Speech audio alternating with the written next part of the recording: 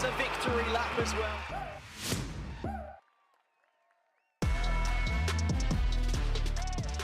Yes. Hello, everyone. Welcome to eMLS League Series 1 presented by Coca-Cola Zero Sugar. We are live from New York City for our very first event of the season.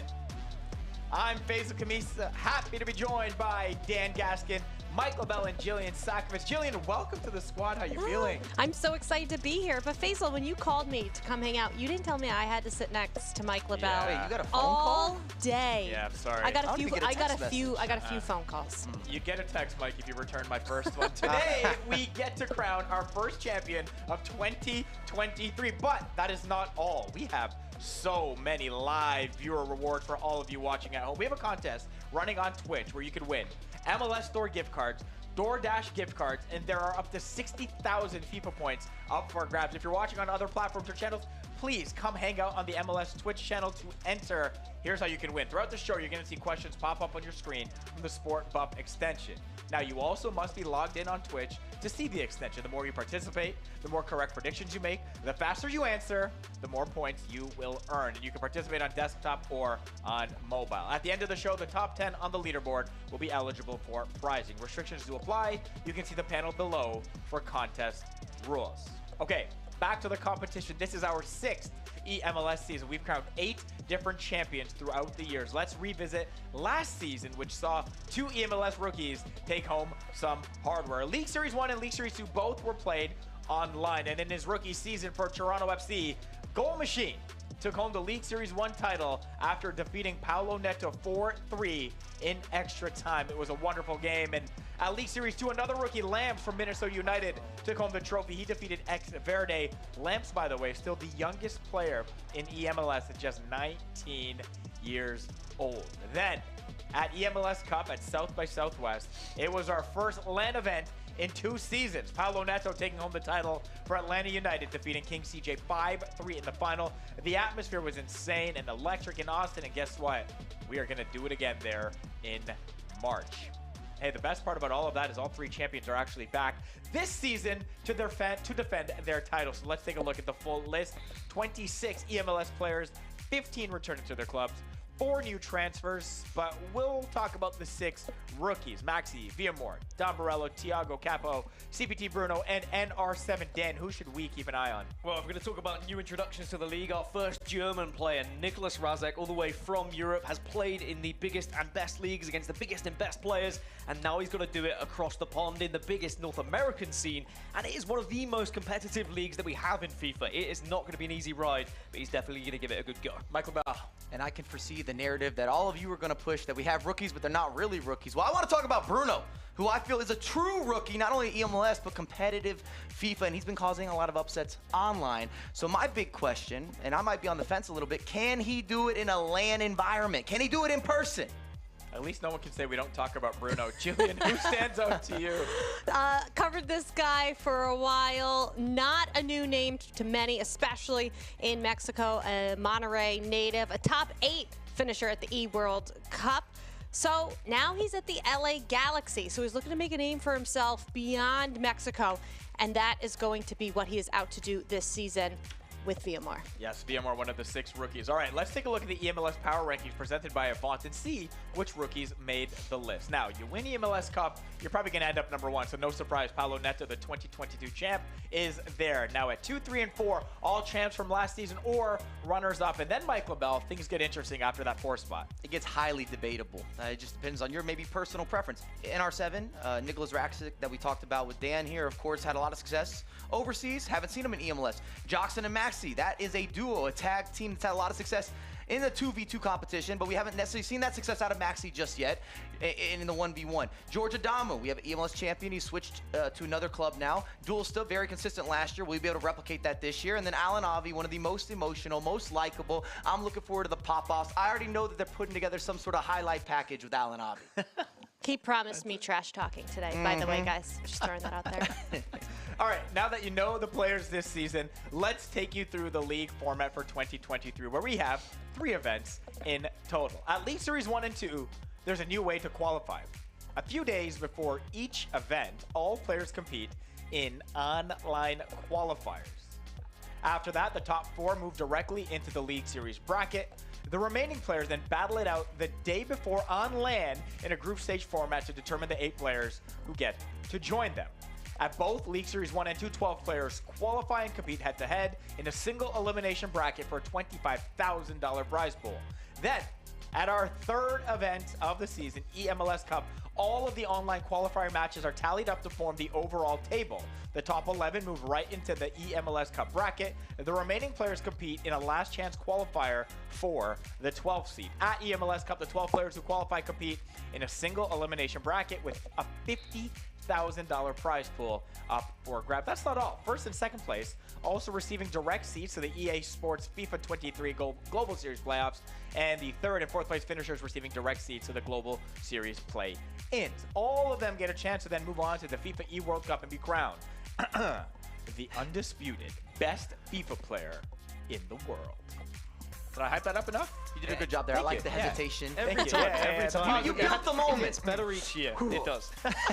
So, of course, we are here at League Series 1. Let's see who qualified for the event. As mentioned, the online qualifiers happened earlier this week across 2 days. Matches were streamed on club channels. Make sure to check out the League Series 2 online qualifiers if you missed out this time around. Of course, there were goals. Of course, there were dramas. Of course, there were upsets. And after all was said and done, here are the standings.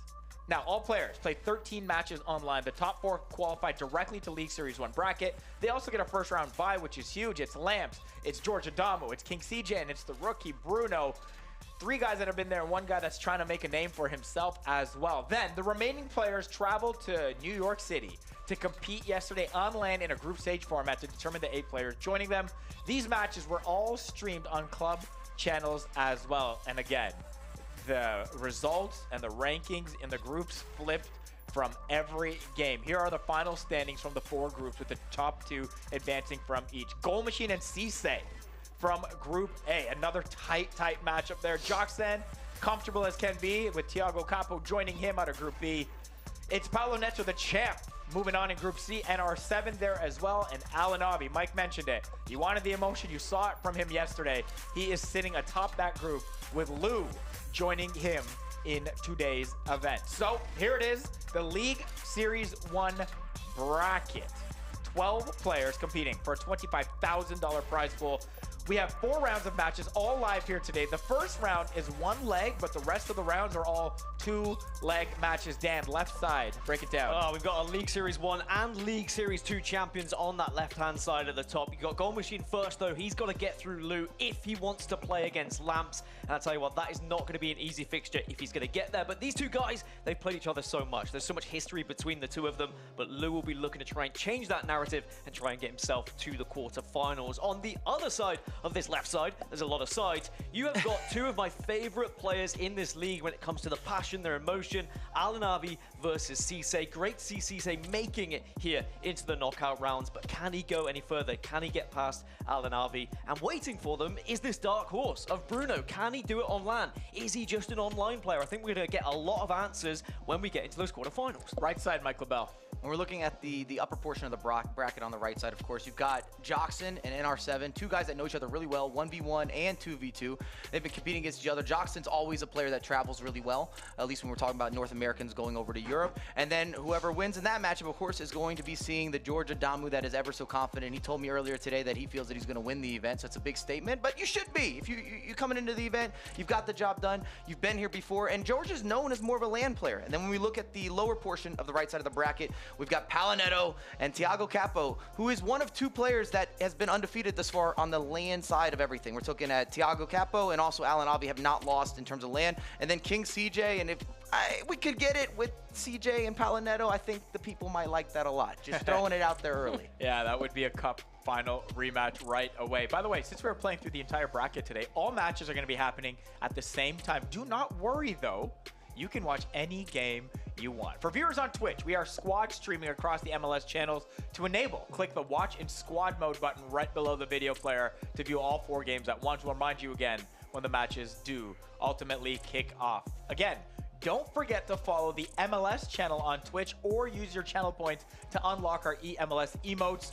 we are going to take a quick break. But up next, it's all getting started. The knockout rounds kick off here at League Series 1, presented by Coca-Cola Zero Sugar.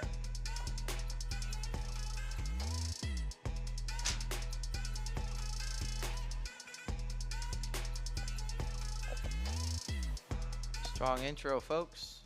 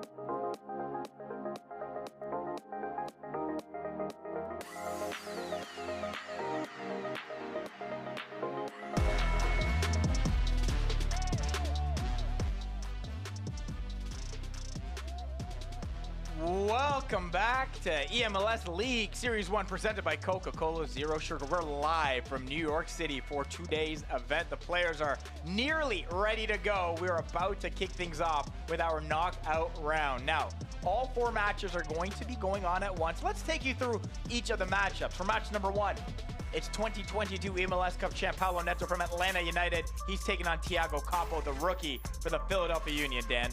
It's tough for a rookie to go up against a champion, and I tell you what, Paulo Neto has transferred so well from FIFA 22 to FIFA 23. He does not look like he is skipping a beat, looked incredible in qualifiers, but there is always a but when it comes to rookies in their first season. We always see a little bit of magic. Remember what Goal Machine did last time? Maybe ThiagoCapo can find a little bit of the same kind of result. Match number 2, AlanAvi of FC Dallas taking on Cisse from FC Cincinnati. Mike, they've both been here before. They know what to expect. And I'm expecting some pop-offs. And for Cisse in particular, we really haven't seen him make runs in terms of getting into these brackets. So maybe this is his year. I always ask myself internally, could he do it? And we've seen a lot of success at FC Cincinnati in real life. Why not have it on the eMLS side as well? That might be, like you said, the one with the most emotion in this match because they both like to show it, which is great. Then for match number 3, Joksan of Nashville SC taking on NR7 in his first season here, Dan, with St. Louis City SC. Thoughts? Two guys who will know each other very well from international competition, and NR7 did actually beat Joksan in the qualifiers. 4-3 though, very close game, and then LAN is a different matter. But Joksan is always one of those players very consistent when it comes to these tournaments, and I'm sure he'll be looking to try and take down NR7. All right, and our fourth and featured match in this round is the Canadian Classique en français, the reigning League Series 1 champion Goal Machine from Toronto FC, here to defend his title. His opponent Lou from CF Montreal. Dan, once again, set us up. Well, Lou did defeat Goal Machine in the qualifiers, but we know full well that Goal Machine is a LANimal. He is not this online player that we've seen struggling. As soon as he gets onto LAN, he turns into a different beast. But Lou is going to try and disrupt this storyline of potentially Goal Machine versus Lamps, and it's Lou's first appearance here in the bracket stages, in the knockout rounds. He'll want to prove a point here. And he certainly has the capabilities of doing just that. Mike, let's take everyone through the roster rules for the event and what we can expect to see. And this is super important because you're going to see some different squad building strategy and preference when we're looking into some of the roster rules. And this is a squad example, of course, on screen. There's no rating restrictions on MLS players. You must have 5 MLS players on the pitch. So that means if you make a substitution, 1 MLS player on, another one comes off. You get the idea. Max 2 icons or Team of the Year players. We will not see Team of the Year players in League Series 1, but in the future events we will, just based on timelines and when players were coming out. And then max 2 non-icon players over 90. So you will see a lot of preference, like I said, and a little bit of some squad building selections that vary just based on your own personal preferences. Tons of MLS items to use as well this year. Some really cool featured ones. You'll see the Bales and probably the Chiellinis that link up well as well, which would be great for the promotion of the league and that as well, which is awesome. Awesome. I got a reminder for you.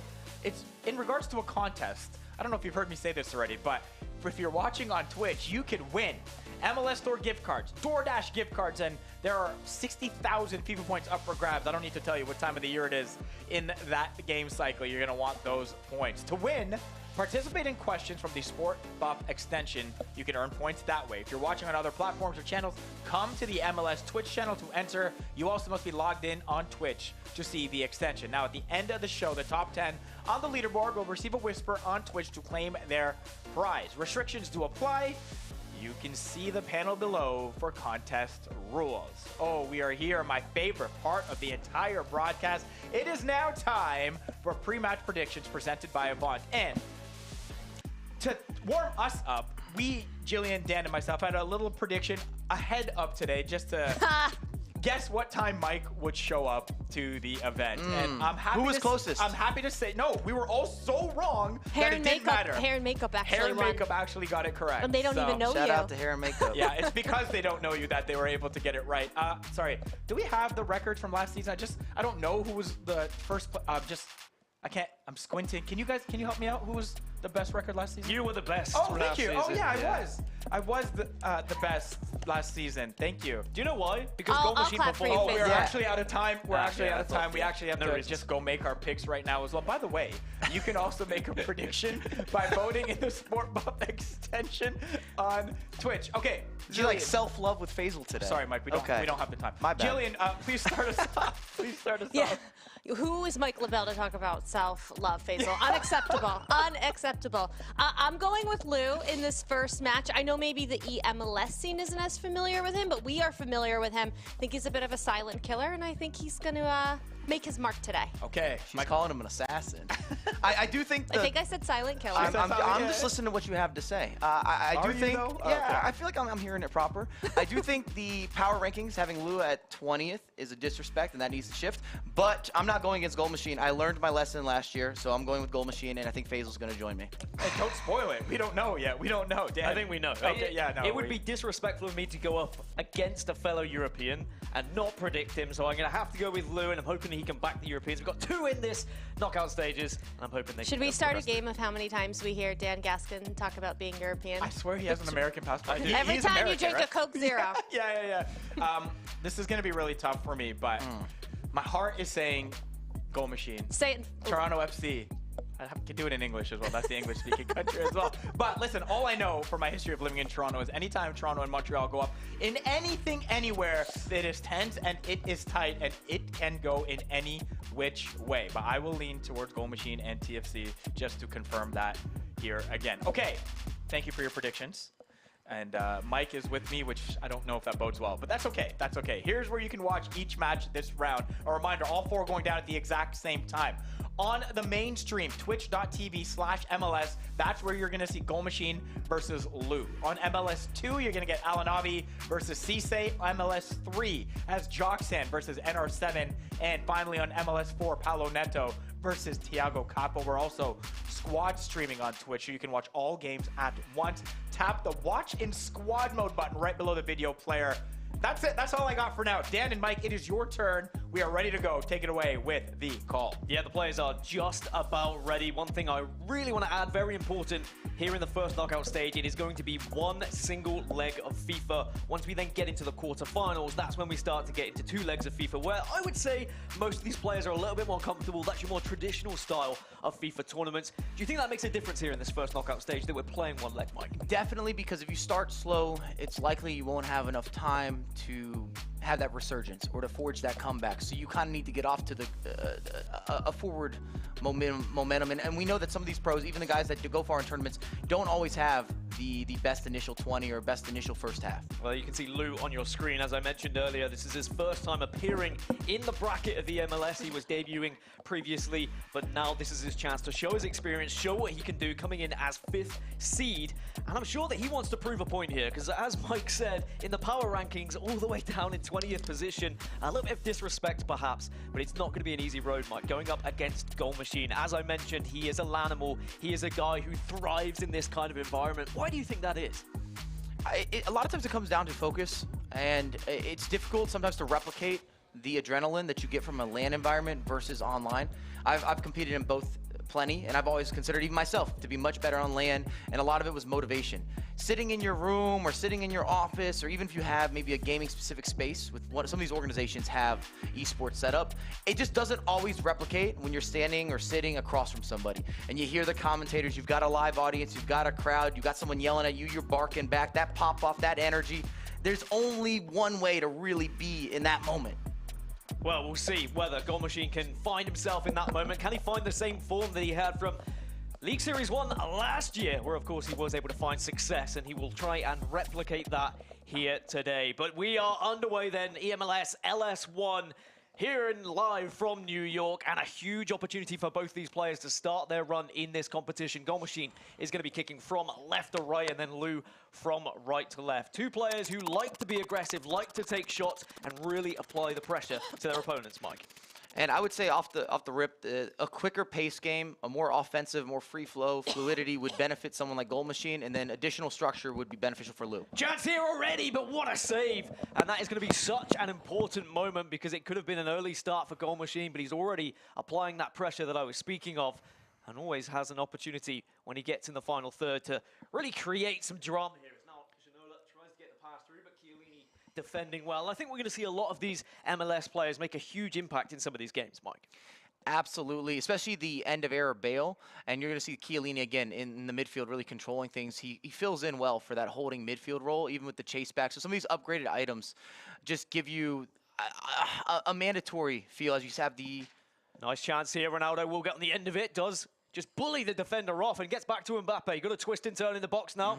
Nice little drag back, but maybe just drags himself into trouble here. But now there is a chance. Ginola just hesitates, though.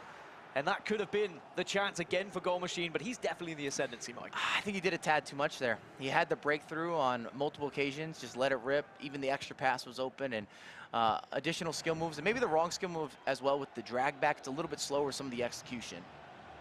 Well, now it's Lou's chance. Actually has the most shots in the league from the qualifiers. It could be another shot here, but defensively sound was Goal Machine. Prepared, was ready. And the players in the perfect places at the perfect time. But Lou's managed to recover the ball here, and Mbappe tries to strike away, but wasn't really the best positions to shoot here.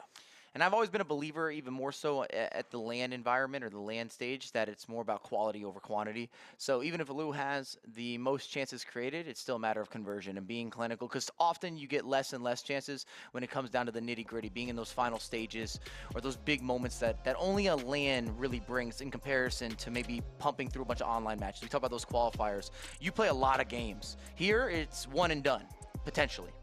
Well, in terms of actual goals scored as well, Lou tops Goal Machine throughout the qualifiers, but as we've alluded to, Goal Machine didn't really have the best of times during the qualifiers, wasn't playing particularly well online. I remember chatting to him as well just the other day, and he said, look, man, it's so different when I get to LAN, when I'm in this environment, when I don't have to worry about other factors. Instead, he can just focus on the game and the gameplay, and we'll see whether it does pay off for him today, as, again, it's Goal Machine now coming forward. We'll manage to play the ball into Mbappe. Oh, again, the through ball. It was there, but unfortunately just doesn't quite creep through. And you just see all those triggered runs, the overlapping players. I've always said with Goal Machine in particular, gameplay-wise, so much comes down to him being able to offset, overload, and be very decisive. You're going to notice this. He goes forward very quickly. He's not a heavy possession player, at least not by nature. Plenty of space then on the left-hand side. Can cut it back if he wants to, but it's never really going to beat the keeper from there. Unless there was any sort of mistake, it was just going to end up flailing around, and that's what it did. And now Goal Machine recovers the ball, can go forward, tries to play a little over the top to Mbappe, who's just onside, may I add. Very almost creeped offside, but now it is going to be again. Lou just recovering the ball here, playing it safe, but both really going at each other's throats here, trying those penetrative through balls, trying to get that chance on goal. We're not seeing huge amounts of possession management, but as I say, a penetrating through ball, that one's going to be offside.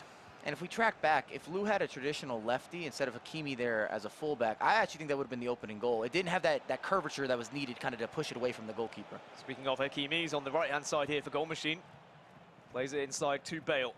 I'm sure Bale is going to be a big factor as well, and I'm sure he's going to score plenty of goals throughout this tournament. Remember, they have to feature MLS players in this. That's why you're not going to see maybe your usual FIFA esports lineups. And no Team of the Years just yet, but LS2, that's when we'll start to see the Team of Years come into play. So all the players that the guys are used to playing with, though, still very much going to be in the fray here. And I still think we're going to see a lot of important roles from your usuals, your R9. I guess we can call him Ronaldo now. We don't have CR7 featuring any of these teams. Can we just go Ronaldo, Mike? Is that okay with you? I've always liked R9. Yeah, I'm sure. Yeah, I knew you were going to say that. Yeah. I was just looking for some backup, but you opened the door and I walked through it on my own path. Sure, if that's how you want to put it. Speaking of opening doors, that one was closed as, again, Goal Machine shuts down any sort of attack that Lou was trying to present. 30 minutes in, remember, one leg of FIFA here. Pretty cagey between these two teams so far, and you can understand why. A lot on the line, it's lose and you go home. Yeah, we had an early onslaught, and it definitely seems like there's more space. They're sitting back a little bit more. There's been additional build-up. Just less risk being taken on the defensive end. A little bit of room to run on the left, but it decides to turn back on himself, and now Goal Machine trying to just play the possession game, see if he can generate some space, but it's not quite working out again. And now Lou, can he launch some sort of counter-attack? Players are steaming forward. Hullet was making one heck of a run through the middle. But in the end, it comes to nothing, and Lou will just retract back to the defense. Got to be careful with those passes, but has been able to find his way through.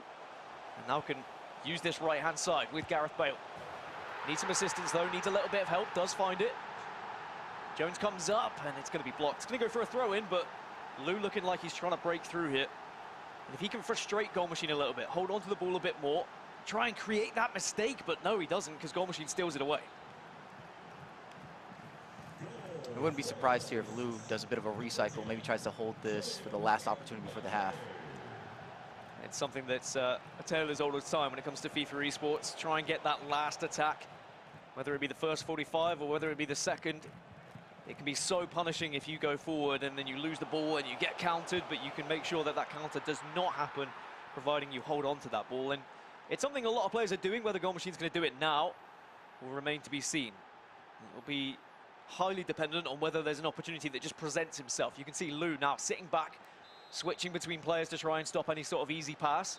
Chiellini does find the ball into the middle, and it's going to be the first goal then of eMLS here live from New York, and it's David Ginola who puts it away in the 44th minute. And Janola's kind of back in action when we're looking at eMLS comparatively to the competitive scene. He's kind of fallen out. He used to be a staple player that had to be there, but with some of the other upgrades, he's become maybe a super sub when you're looking at some of the traditional EA events. And that's a great opener there. Of course, with the 5-star weak foot, it gives you that additional versatility. So important to have the 5-star weak foot. One last opportunity, though, before the half for Lou to try and equalize. Goal Machine will look to try and hold on, and unfortunately, the ball just runs out of play. And that could have really been the chance. But Goal Machine by name, Goal Machine by nature. And he will take the first goal here on the live stream, as I'm sure there's goals happening around the grounds. But he looks focused. He looks very much determined about this game. Can we get a picture-in-picture with Faisal? I see him jumping up and down, big smiles, maybe a little bit of nerves. He's happy days when Goal Machine's converting. Yeah, he's always a happy guy. And you know why. I am happy. I'm pretty happy. I can fill you in on what else is going on as well. Joksan and NR7 all leveled up at 1. It was NR7 getting on the board first before a Joksan goal in the 42nd minute. AlanAvi versus Cisse has had action up and down. Cisse hitting the post in the 17th minute. Then it was in the 42nd, AlanAvi taking the lead thanks to Kylian Mbappe. But Cisse equalizing in the 45th, right before halftime as well, to make that 1-1. Meanwhile, Paulo Neto got the first goal in the 20th minute versus Thiago. He looks comfortable in that game right now, but it's only a 1-0 advantage. So plenty of goals then here in the first knockout stages. Players are desperately trying to make their way through to the quarterfinals. As we're back underway in our feature game then, Goal Machine versus Loot. Goal Machine with a 1-0 lead. He'll try and hold on to this, but we know what Goal Machine likes to do. He likes to score more goals as R9 tries to force his way through the defense, but denied quickly by Lou. And you can see the agenda that Goal Machine pushes. When you look at those attacking players, they're in your face. They challenge you for 50-50s. And if they beat you, you've got the likes of R9 or Janola kind of running at you, or even Mbappe. It's a terror. It's a nightmare. You don't want to deal with it. Definitely don't, and they are some very threatening players, and always have been. Speaking of threats, R9 tries to do a little bit of magic in the box. The heel-to-heel doesn't really convert, though, but he does win the ball back. Gareth Bale twists and turns and manages to send the fullback onto his backside. But unfortunately, nothing actually happens. Does go out of play for a throw-in, and Goal Machine will be pretty happy about that. A few mistakes here or there from Lou in the final third. Just ran out of real estate. The heel-to-heel was the wrong skill move. It's easy to sit in this position and kind of critique, but I would have liked to see maybe a McGeady cancel, something that allowed you to resurface a little quicker. Well, certainly sometimes it's about expecting the unexpected is R9. Maybe he can do something a little bit traditional to try and break through that is expected. In this case, it's not going to happen. And now Lou, can he break? He's been trying to get one of these counter-attacks all game. And okay, he's finally found that space. Alawairan, we know he can steam past the fullbacks or centre-backs. The cutback's on, and almost the defender puts it in. But Goal Machine just about holds on. He's got to complete that. He's in the correct spot, the right player. The layoff is there. I think there's enough space as well. Just maybe slightly misaimed. Doesn't quite pull it back properly. A tough one, but there has certainly been chances for Lou, and Goal Machine will be well aware of that. Needs to make sure he converts a chance of his own to try and get that 2-0 cushion. Hakimi keeps it in. R9 plays one more. Is it onside? Yes, it is. And Goal Machine does double up. It's David Janola yet again here. And unfortunately for Lou, he is going to have to come back from a 2-goal deficit. And the pause has been queued, and this is where we're talking about. This is a single leg. So this 2-0, it only gives you those extra 30 minutes, try to make something happen. You could bring the pressure, but you might be kicking yourself a little bit too if you're Lou. You've been in the final third on multiple occasions here. You don't have much to show for it. You didn't really get a shot on goal either. He had a couple early attempts that were from outside the box as well, but those are low percentage, all things considered. And you see David Janola making a big difference. Right place, right time, alignment, rhythm, it's all there. The 5-star weak foot, so important. David Janola was a must-have to begin with in FIFA esports, and it looks like he's going to be worth his weight in gold today as well for both of these players if they can manage to get him on the score sheet. Well, Lou, he needs to get anyone on the score sheet at this point, because otherwise this game is very quickly going to run away from him. Very frustrating when you find yourself 2 goals down in only, what, 30 minutes left to play here. So this is when you really need to go into that tactics screen, find something a little bit different, try and find something maybe a little bit more creative, whether that's a player, whether that's going to be a change of formation. What would you do here, Mike? Well, you're going to bring the pressure. I think that's the big shift. It's not even formation. Get your substitutes on. It's that time. And then look for either a pressure after possession loss, pressure on heavy touch. I think it's a little too early to go into the constant pressure, but we know how well that man marks this year in FIFA in particular. Certainly constant pressure really depletes that stamina of your players. We're seeing the player switching now, gets the cut back. He's been here a few times, but now finally Lou converts one. And just like that, when you think he was going to be a struggle with 30 minutes remaining, he's right back into this game. It's got to be said, it's so interesting that he's not using the end of the era, Gareth Bale, as well.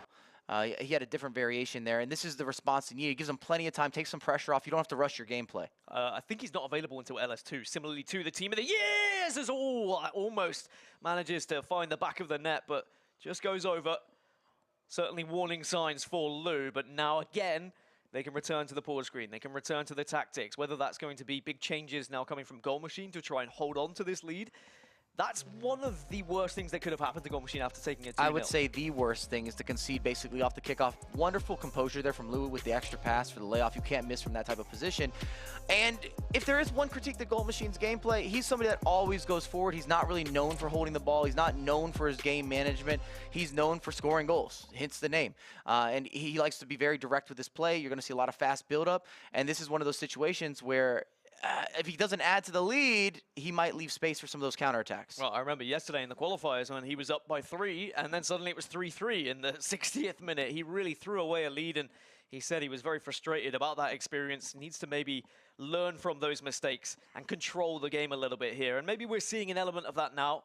A bit of possession gameplay. Can come forward with Hullet, though. Needs some assistance. Does get it, and actually the ball bounces around. AlanAvi can get hold of this one. Will take a shot, but the defender Lucio in the right place at the right time, and I thought that was a guaranteed goal.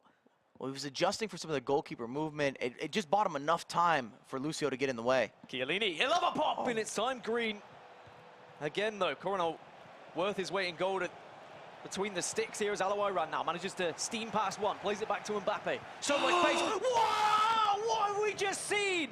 No way Goal Machine tries that. Mbappe, an absolute beauty. What a salute, what a goal, what a finish. No reaction. How do you have no reaction after you flick it overhead with the volley? It's gorgeous. That's going to be one of the goals of the day, calling it here early. Unbelievable from Goal Machine. Reinstates that 2-goal lead. And Lou, again, has to dig deep here. It's going to be so hard to do so after being punished in that way. No, that sent a message. Talk about confidence. You talk about having that extra sparkle, a little bit of that razzle-dazzle to pull that out. How do you beat the double team? You send it over everyone's head. Nice little flick up there. Almost a little mini sombrero. Well, look at the pace here from AlanAvi. And he's got plenty of options in the middle if he wants to try and cut back. Willing cut back himself and doesn't get to the edge. That's why Hullet so important in the midfield. Great with those interceptions, great at tracking back. And maybe that is a lifeline here for Lou. And he gives the ball away. And if you're Goal Machine here, you just want to kind of hold on to the ball a little bit. Make that game clock just disappear, but he is still going forward. He still wants to send a message. He's Goal Machine after all. He has one style of play as Hullet gets denied. Talk about being a, what did you say, a lanimal? He's a lanimal. A lanimal. A lan animal. And just to give a little more perspective for everyone that's watching at home, especially in the initial online games, Goal Machine was very poor. Not just underwhelming. He was at the bottom of the table. It took him a minute to get going in some of those online matches. He's been a whole different monster, different beast once he's pulled up to New York City. 10 minutes left for Lou. Needs a goal back, and he needs it soon. If he was to get it here, there's still every chance. Hullet, can he rescue it? No, he can't. Chiellini does enough. And that will go out for a goal kick. And now it's time just to relax here for Goal Machine a little bit. There's going to be a lot of pressure, a lot of players trying to win that ball back. If you can get it over the top and you can hold on, then you're in good condition. And he does just about hold on to possession here, and now it's about eating that clock. But I'll tell you what, there's chance through the middle here. It's going to be Gareth Bale. Do you chip it? No, you just smash it home. Game, set, match. This one's done. Line it up outside of the boot. You get the classic Gareth Bale heart celebration, top corner, best corner, unstoppable. And again, this sends a message. You talk about comfort, you talk about being cozy, you talk about doing all the right things, having these different variables, and then also the extracurricular, especially with some of the innovation inside the box. Yeah, Goal Machine now is going to have his hands warming up by the fire. He's going to be getting cozy, feet up, marshmallows, all you can ask for right now. With just a few minutes, Lou is not getting back into this game. I've never seen a pro stop it! Throw away this as Goal Machine now just putting on a clinic and trying to show off for us, and that's going to be a free kick, maybe even a red card at that point. It was last man. Has Goal Machine got anything special from the training ground? What's the efficiency as well? Every time Goal Machine's got in that box, he's made something happen. Here's Ronaldo. Drag back, then touches it forward. He's toying with him at this point, literally playing with his food. It's going to be the last we see of Lou today, but we're going to see plenty more of Goal Machine, I can assure you that. And can he go out with a bang here in the final moments? Mbappe doing everything he can just to try and frustrate Lou as much as possible and rub salt in the wounds as Hullet tries one from distance. It's not going to be enough. But I think we already know that Goal Machine is confident in today's game. Goal Machine will win this one 4-1 and progress to the quarterfinals. We say goodbye to Lou in his first bracket appearance, but what a performance, Mike, from the Toronto man, Goal Machine. Absolutely, and I wanted to ask Faisal as well, with this being an all-Canadian affair. Obviously, it has to add some sort of rivalry here, but I just felt with the way that Goal Machine closed that out, he could have been maybe a little more courteous. He didn't show any mercy.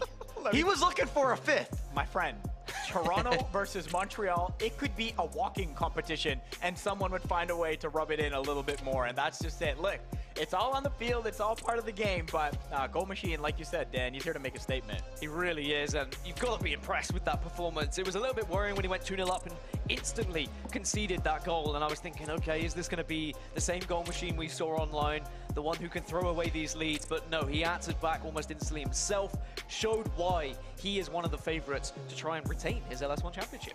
Okay, there are some other crazy matchups going on right now, including one heading into extra time. Joksan versus NR7. NR7 was up 3-1 in the 72nd minute. Wow. And Joksan came back to make it a 3-3 game. So I think we should call the rest of that one, guys. Well, I didn't expect to be treated to this, but it's Joksan, it's NR7, it's one of Europeans' best players against one of North America's best players here in the eMLS. Extra time then. And then if we need it, a penalty shootout could be on the horizon between these two players, as now we're going to see Joksan have an opportunity to come through and try and grab a goal as soon as we join. And when it gets to extra time, it's often a battle of wits. And both of these two players, two of the most experienced competitors, if you're talking about competitive FIFA, and at the highest levels, we're dealing with world champions. I've always said that Joksan is a player who changed the game defensively. When we started to see new ways of trying to score and trying to defend, as Mbappe manages to play one more, and it is going to be enough. And Joksan will take the lead. Nicholas Razek not happy about it. Maybe a little bit too much space in the box there. But he still seems dialed, still seems focused. He's not shaking his head. He doesn't have that face of despair.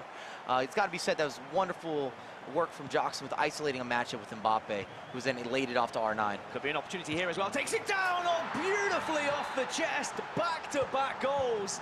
And is that going to be the final nail in the coffin here for Nicholas Razek, as Joksan not only demonstrates when I said he's a good defender, but offensively looks clean today. And ice in the veins. Joksan's known for kind of having that. He's one of those players that can win the close matchups, and we've seen him do it time and time again, where he's able to get the 1-0s or the 2-1s and squeak out results. Well, if he wants to squeak out a result here, he could just play the possession game, but it looks like he's going to be ruthless, similar to what we saw Goal Machine do just prior. Has a lot of room to play with on the right-hand side, but this is more sensible. Try and eat away a little bit, try and encourage those defenders to press you, try and generate a little bit of space, plays it across. The defender does his job this time, but the keeper has to follow up. Still pressure. Finally, NR7 will win the ball back and now can launch a counter-attack here. You've got to feel that a goal here just before half-time of extra time would be enough to at least consider him the chance of getting back into this game, but he's denied. Joksan's going to see this one out, and we're going to have 15 minutes left here in this game. Joksan, a 2-goal lead. And you see that he's carried over J-Mart as well from a coaching perspective. They just came from the 2v2s, top 4 2v2 team this year. When you're looking at Joksan and Maxi when competing with Complexity. Now back here, of course, with Nashville. But I do think having this team aspect, having a coach that's dedicated all year round, really helps in some of these big moments in these key facilitation where you're adjusting tactics, you're making some of these in-game plays, and then also trust. You really got to think about it. When you're in the match, sometimes you have that tunnel vision. You don't see your mistakes. You don't see that you're rushing your gameplay slightly or that you're overstepping with the defensive players. And that's where these coaches really come in, and not only from a tactical standpoint, but also kind of from the mentality in general. Yeah, I can't stress enough how important it is to have a coach alongside you for all of the reasons you've just mentioned, Mike. But, of course, Nicholas Razek does not have a coach next to him. So he's going to have to go inside his own brain to try and find a way to get 2 goals back here in these final 15 minutes. And remember, Nicholas Razek did beat Joksan in the qualifiers 4-3. So a little bit of a revenge tour here from Joksan as we go into now our final 15 of extra time. Can Joksan continue in the ascendancy here as he gives the ball away? But thankfully, Yaya Toure on Yaya Toure action results in favor of Joksan.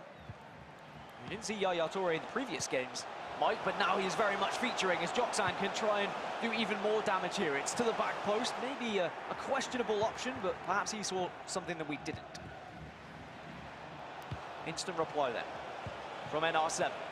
Space to work with, but great defense. Lucio has been a brick at the back for all teams involved so far.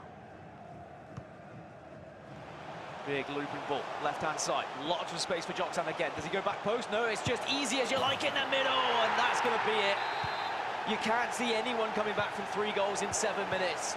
And Joksan, who was a firm favourite last year when it came to all of these competitions, who was very much disappointing in his performances, looks like he is far better this year, and he wants to punish. He's putting on a clinic again, but the keeper just saves that one. And what a display this far from Joksan as well. Think about this, 3 goals only in extra time. He's came to life, been efficient with those opportunities, done a fantastic job getting out of pressure as well. He's making a lot of NR7's team press or even constant press look a lot easier to get out than it actually is. If you've played a lot of FIFA this year, you know how difficult it is to get through any of these presses, just the way that they cover the bodies and take away space. So it's just going to be a bit of a parade here now for Joksan as he just can display, like we saw Goal Machine do, a little bit of his skills, his flicks, or you can just hold on to the balls. It looks like NR7 has given up. He's retired from this one. He knows full well what the final result is going to be. So Joksan is going to be progressing to the quarterfinals. Unfortunately for Nicholas Razek, that is going to be the last we will see of him today, as it is just one leg of FIFA. With a shake of the hands from the 2 players, that's what we'd like to see. Congratulations to Joksan. He's going to be going through, Mike. Absolutely, and it's got to be said, it's deserved. When you watch an extra time display like that, he had everything. Defensive steps, a little bit of the pressure avoidance, shall we say, some game management, being efficient with your chances. We saw some of the skill moves, and then being super clinical. You have to be clinical when you get those opportunities. What a first round of games, guys. Update us, Faisal. Listen, guys, that was insane. I'm telling you, even in that Joksan NR7 match, 72nd minute, NR7 was up 3-1. You would think a pro at this level would find a way to close out that game. Though, Mike, you alluded to it in that first game, that constant press, it really closes down the other teams. Joksan used it fully to his advantage. 79th minute goal, 84th minute equalizer. And then we saw him overtake in that final, in that first leg series of extra time. Paulo Neto 1-1 game with Thiago up until the 82nd minute. He scores 2, 82nd and 84th in quick succession. He will play King CJ in a rematch of Cup. AlanAvi, Cisse played a fantastic back and forth game.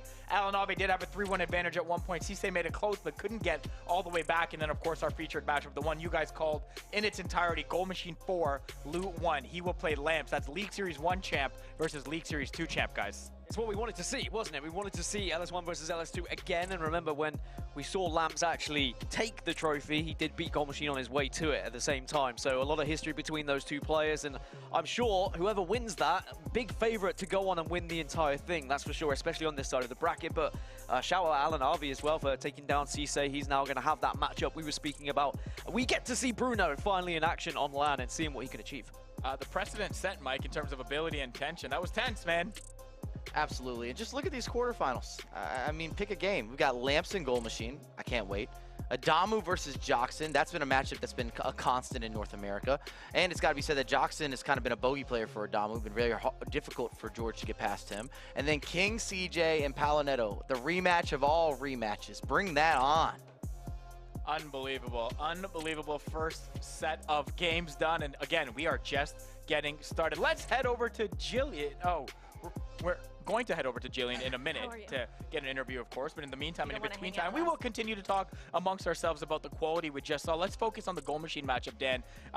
There were moments in that game, and we saw it in qualifiers. We saw it yesterday at LAN as well, where he goes up and then foot off the pedal a little bit. You talked about the lack of defensive ability at times, but he doesn't care. He just wants to score goals, and it was nice to see the level of skill involved in some of them. And knows how to score goals. Like, does he that's ever? for sure. I mean, that Mbappe flick over the head, like, you don't try that unless you've succeeded in it before. Like, that's not just something random he's tried to pull off. He's not just randomly wiggled his stick. He knows exactly what he's trying to achieve, and it was beautiful to watch. One of the best goals that I think we might see today. Nah, it's going to be one of the best goals of the day. There's just no doubt. And the reason he pulled that off, too, is he saw AI defending. and he said, look, maybe I can scoop this over them and take that chance. So big shout out to Goal Machine and his confidence. And now it's set up, like I said, all these matchups that I just can't wait. This is kind of the best of the best scenario if you go through these quarterfinals. Hey man, we get what we want, but again, anything could happen here. Let's go over to Jillian now, standing by with the winner. Joksan, 5 unanswered goals from you. How'd you do it? I don't know. I just kept faith. I know I was losing, but I know I always start like pretty shaky, but I always believe in myself, and that's why I scored 5. That's kind of the Joksan way, isn't it? I mean, first of all, like, I don't want to start like too shaky, too bad. I don't like that. I like controlling the game a little bit better, but it is what it is. All right, you got your friend George Adamo waiting in the wings. You guys play together. How much familiarity is there between the two of you? I played him a lot in previous FIFAs, but this year, like, I haven't played him that much, so it's going to be fun. He's my good friend. All right. Well, it's fun to watch you next time, Joksan. Thanks so much. Great matchup there. Again, set up there. Again, these guys have played before. They've all played at some point or another. They'll be familiar with little intricacies of everyone's game, Mike, but every iteration of FIFA is a little bit different. So maybe Joksan's going to be stunned a little bit by George Adamo, but let's talk about George for a second. You know him obviously quite well, and he was at the top of the mountain before, didn't have a great last season, but he's back here. Impressive during the qualifier to earn himself a much-deserved bye. Yeah, and we talk about a little bit, when we talk about eMLS in particular, George for League Series 1 and then eMLS Cup are the two events he shows up for whatever reason. League Series 2, he's absent, but this is big for him because he missed out on eMLS Cup actually last year. As you were saying, he kind of had a downswing. To not make the final broadcast, that hurt his feelings a little bit. That had a chip on the shoulder, and now to go up against Joksan, which he probably saw this coming, but I bet you he was rooting for Enrasic to go through on that matchup just because his record's not positive against Joksan when we're looking at actual competitive history. You could probably say that about a lot of players who play against Joksan, to be fair. And listen, I don't mean any disrespect to the AlanAvi-Bruno matchup, but we have eMLS Cup Finals rematch immediately here in League Series 1, Dan. Pretty spicy. It is very spicy. I bumped into CJ and I fell over afterwards because he's so big. But I mean, he was saying to me, look, I want to get some revenge. I'm here to prove a point, and I think that we are going to see a very spicy affair, as you mentioned, because as we have alluded to, this is a rematch of the final, right? And that was such a heartbreaking final for CJ. He seems to be always getting there to these last moments, but hasn't quite got that champion moment. Maybe this could be the moment for him. He's due to win one. I ran into him as well. He said, hopefully this is my year. And I said, yeah, man, I really hope it is because, you know, he's such a good guy and he's deserving of that as well. Hey, listen, we're going to take a quick break. Up next, it is the quarterfinal round. The top 4 seeds are playing Lamps, Adamo, King CJ, Bruno here at eMLS League Series 1 presented by Coca-Cola Zero Sugar.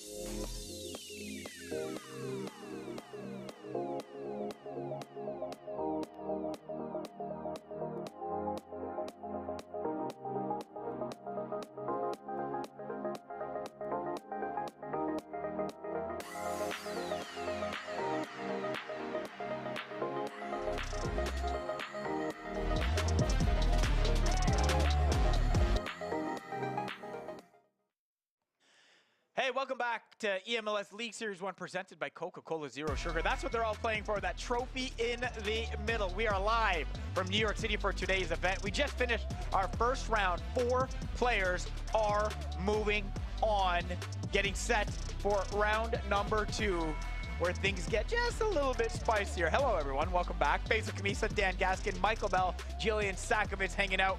If you haven't heard yet, by the way, PlayStation FIFA 23 tournaments are happening daily. That means every single day. If you're trying to enhance your FIFA Ultimate Team, you're going to want to compete in this one. Check out the eMLS Fan Cup tournaments tonight after the show. They are free to enter. You can win some amazing prizes like cash and FIFA points and more. Sign up directly on your PS5.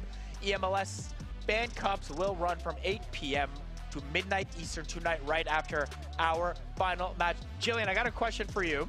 We were in the studio here. You were out there. What's that tension like out there? How is it feeling? It's building, but guys are non-committal right now, too. I'm like, George, so come on, you're playing Joksan. And he's like, oh, no, he's a friend. But I think as the rounds come, it's going to heat up a little bit more. But the hand warmers are out. The hand warmers are out. There's some tension ready to go here.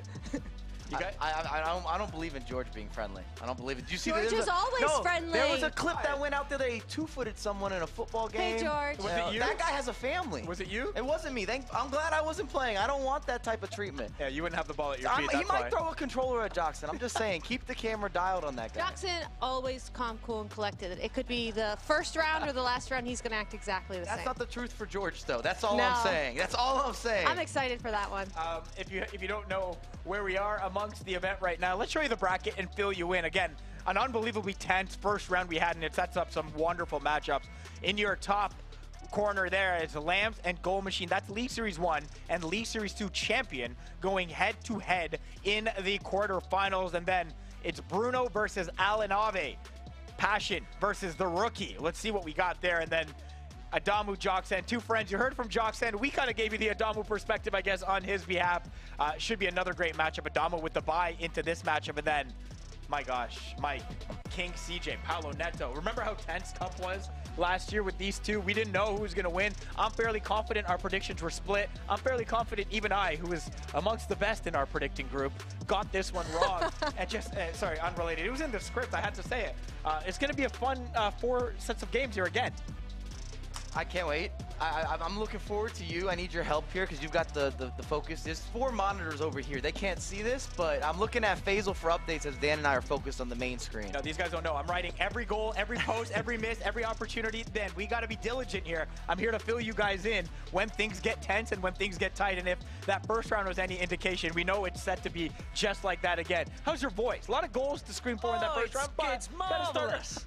You can't see him over here. He was coughing over here, re-upping on the water. There was one point where I got raspy with a goal, and then suddenly my chest just went, no. But now we're okay. We're back. Who saved you with the water? You did. Yeah, I just want to let... No way, it was you, Faisal? That's shocking. He needs credit for every assist. Oh, okay. I've spent too mumuch time with Mike, aka 2 days, and I just want to, you know... Michael, give your teammates some water, please. I mean, he turned that way. I was ready. I had to start talking. Like, that's all I asked. I have to start talking now, guys. Sorry. It's time for our quarterfinal round. The top 4 seeds are taking on the winners from the knockout round. All matches going forward are now 2 legs, so that voice, Dan, we're going to need it a little bit more. And all matches are going to be played simultaneously. Let's take you through each of these matchups.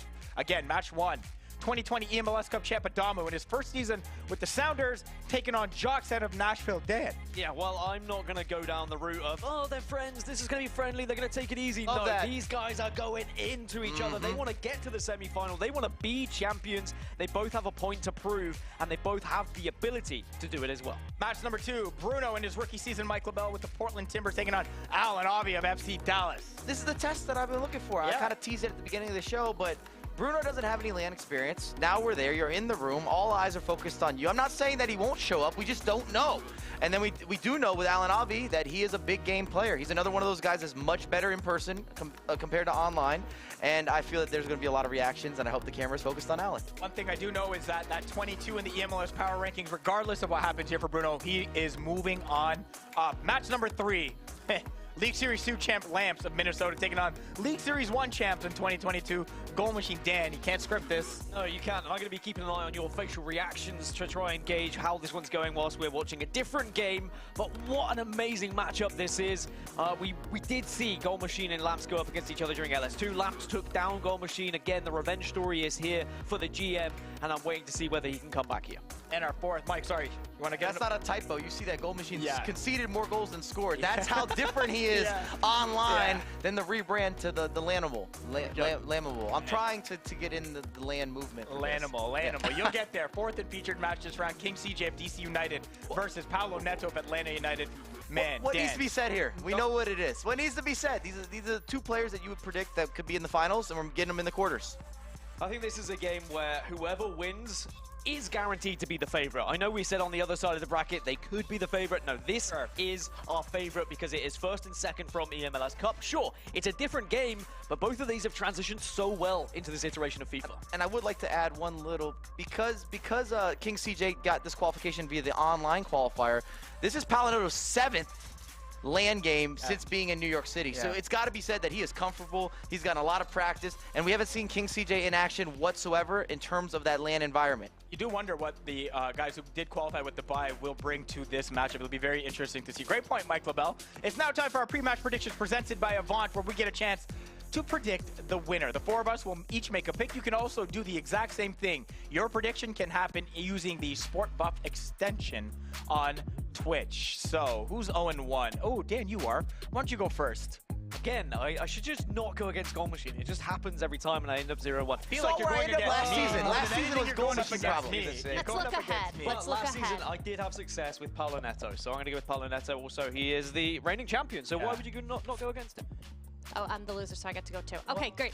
I just ran into King CJ behind the scenes, and you were saying, you know, he's relaxed because this guy has been waiting for this moment. So I think he's ready, but I don't go against ATL. What up, Atlanta United?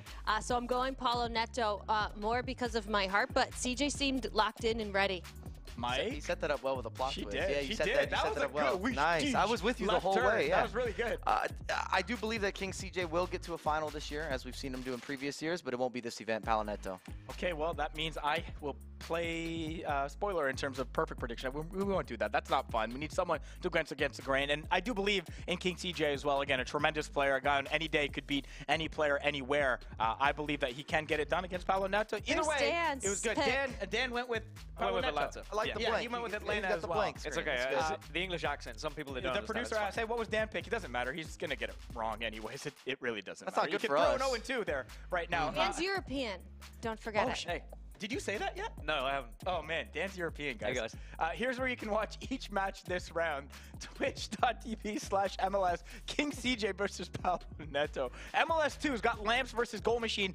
MLS 3, Bruno versus AlanAvi. MLS 4, Adamu versus Joksan. By the way, we're squad streaming on Twitch. You can watch all the games at once. Tap the watch in squad mode button right below the video player. Reminder, guys, 2 legs in this one. Dan and Mike, your turn. Take it away. I'm very excited for this one. A rematch from the eMLS Cup of 22 then. Are we going to see a big change, Mike, from FIFA 22 to FIFA 23? Do you think that this one's going to play out the same way? How are you feeling, Mike? Come on, talk to me. Well, from what I've seen this far, and that's all I can go off of, Palineto's looked the best of any of the competitors when we're talking about his form thus far being in New York City. And I was there because he was in the group with Dual Still. I was watching over one shoulder. He was unstoppable. He wasn't losing games, wasn't dropping matches. He was triggering runs differently, defensively and offensively, had the balance. And that's not to take away anything from King CJ. I think he's very likely and it's possible for him to win this matchup. He has the ability to do it. I just going off what I've seen. And the online side is almost a different element. It's difficult to measure because here we are standing or sitting next to each other. And I think when we talk about FIFA and, you know, the importance of mental fortitude, and there is a big difference between these two players when it comes to their mental game. Paulo Neto, so focused, a player who will not react when he scores, won't react when he concedes. He is always looking at things the exact same way. However, on the other side, we know that King CJ can get very emotional whether he's winning or losing, and I wonder whether that could come down as a detriment here in this series against Paulo Neto, who is always so focused, Mike. And also the big thing that we have to consider, that's a major shift, is that we have two legs. I don't know if we've stressed that or reiterated, but now that we're into the quarterfinals, these are two-legged affairs, which means you have time as a benefit or a detriment, just depending on where you're sitting position-wise. But you can do some different things with tactics because you're not on the clock as much. Well, it's Atlanta versus DC. It's Paulo Neto versus King CJ. It's a rematch from the eMLS Cup of 2022. Remember, it was Paulo Neto who came out as the champion last year.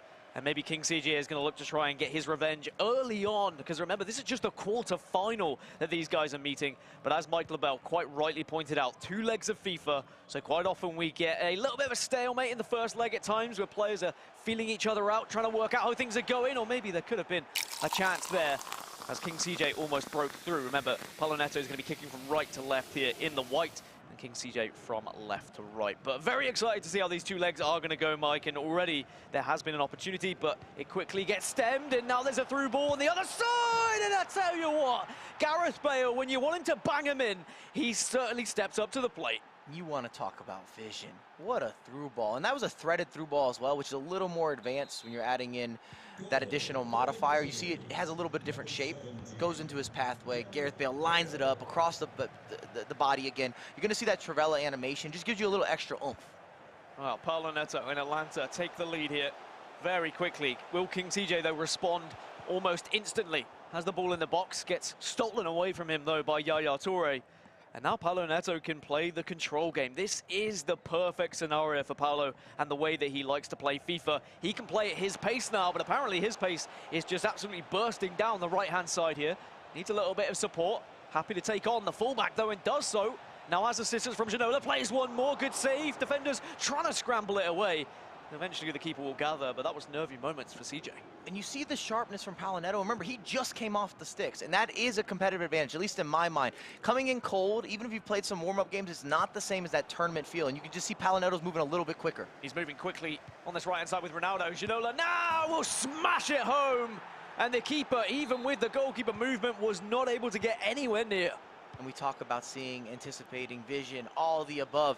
That's much more complicated than you initially think with that goalkeeper movement. He has to adjust and go across the body there with David Ginola, and he does just that.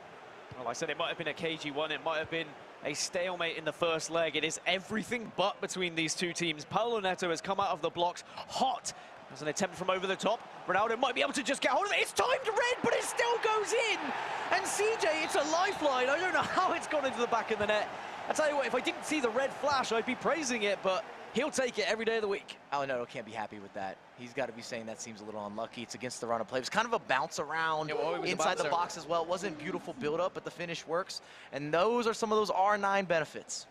Wow, what a goal. Maybe not for skill level, but certainly an interesting one.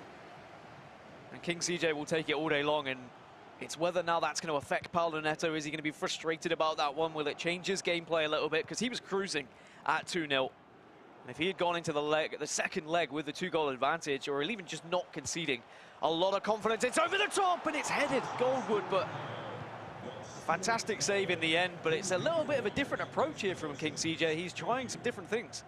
Clever cross, and I'm telling you, getting that goal really brought this game back to a little more of a 50-50. You could feel the momentum, very much so, swinging for Paulo Neto with some of the press and the counterattacks. And you can now see that King CJ starting to sit in a little bit. Maybe it would have just calmed those nerves for CJ. And actually, that through ball could work as well. AlanAvi can take on any defender on his best of days, even his worst of days, to be honest, but not quite on this occasion does it work out. And now it's Paulo Neto, regains possession, can play it around, gives it away though. Gareth Bale stretching those long legs. It's over the top again, but this time can't get on the end of it. very direct approach. And we always talk about this, but it's going to be a similar theme throughout these matches, is trying to isolate your best players when you're looking at the attackers. Here's a Kimi. It's a good option. It was a good idea. But just no player to get on the end of it. And again, King CJ just trying something a little bit different. His tactics are so far apart from what we're seeing from Paulo Neto at the moment. He's playing very pass and move style of football. Speaking of pass, speaking of move, it's going to be offside, but almost breaks through. Just slightly offside. We've also seen that King CJ started to add a bit of a press in, and he's got some big takeaways with that press, which have made for some easier opportunities on the offensive end, just counter-attacking space. Counter-attack so important in FIFA. But this one's not a counter-attack. This is a slow build-up from Paulo Neto. Bullet gets intercepted though, and it is going to now be a counter-attack opportunity for CJ, but quickly punished. He doesn't want to get into this trap of constantly trying the counter-attacks and then giving the ball away. He was quite fortunate to regain possession here, but now look at all that space on the left-hand side. Will use it as well. Hakimi bursting through. It's across once more. It's time green, but what a save.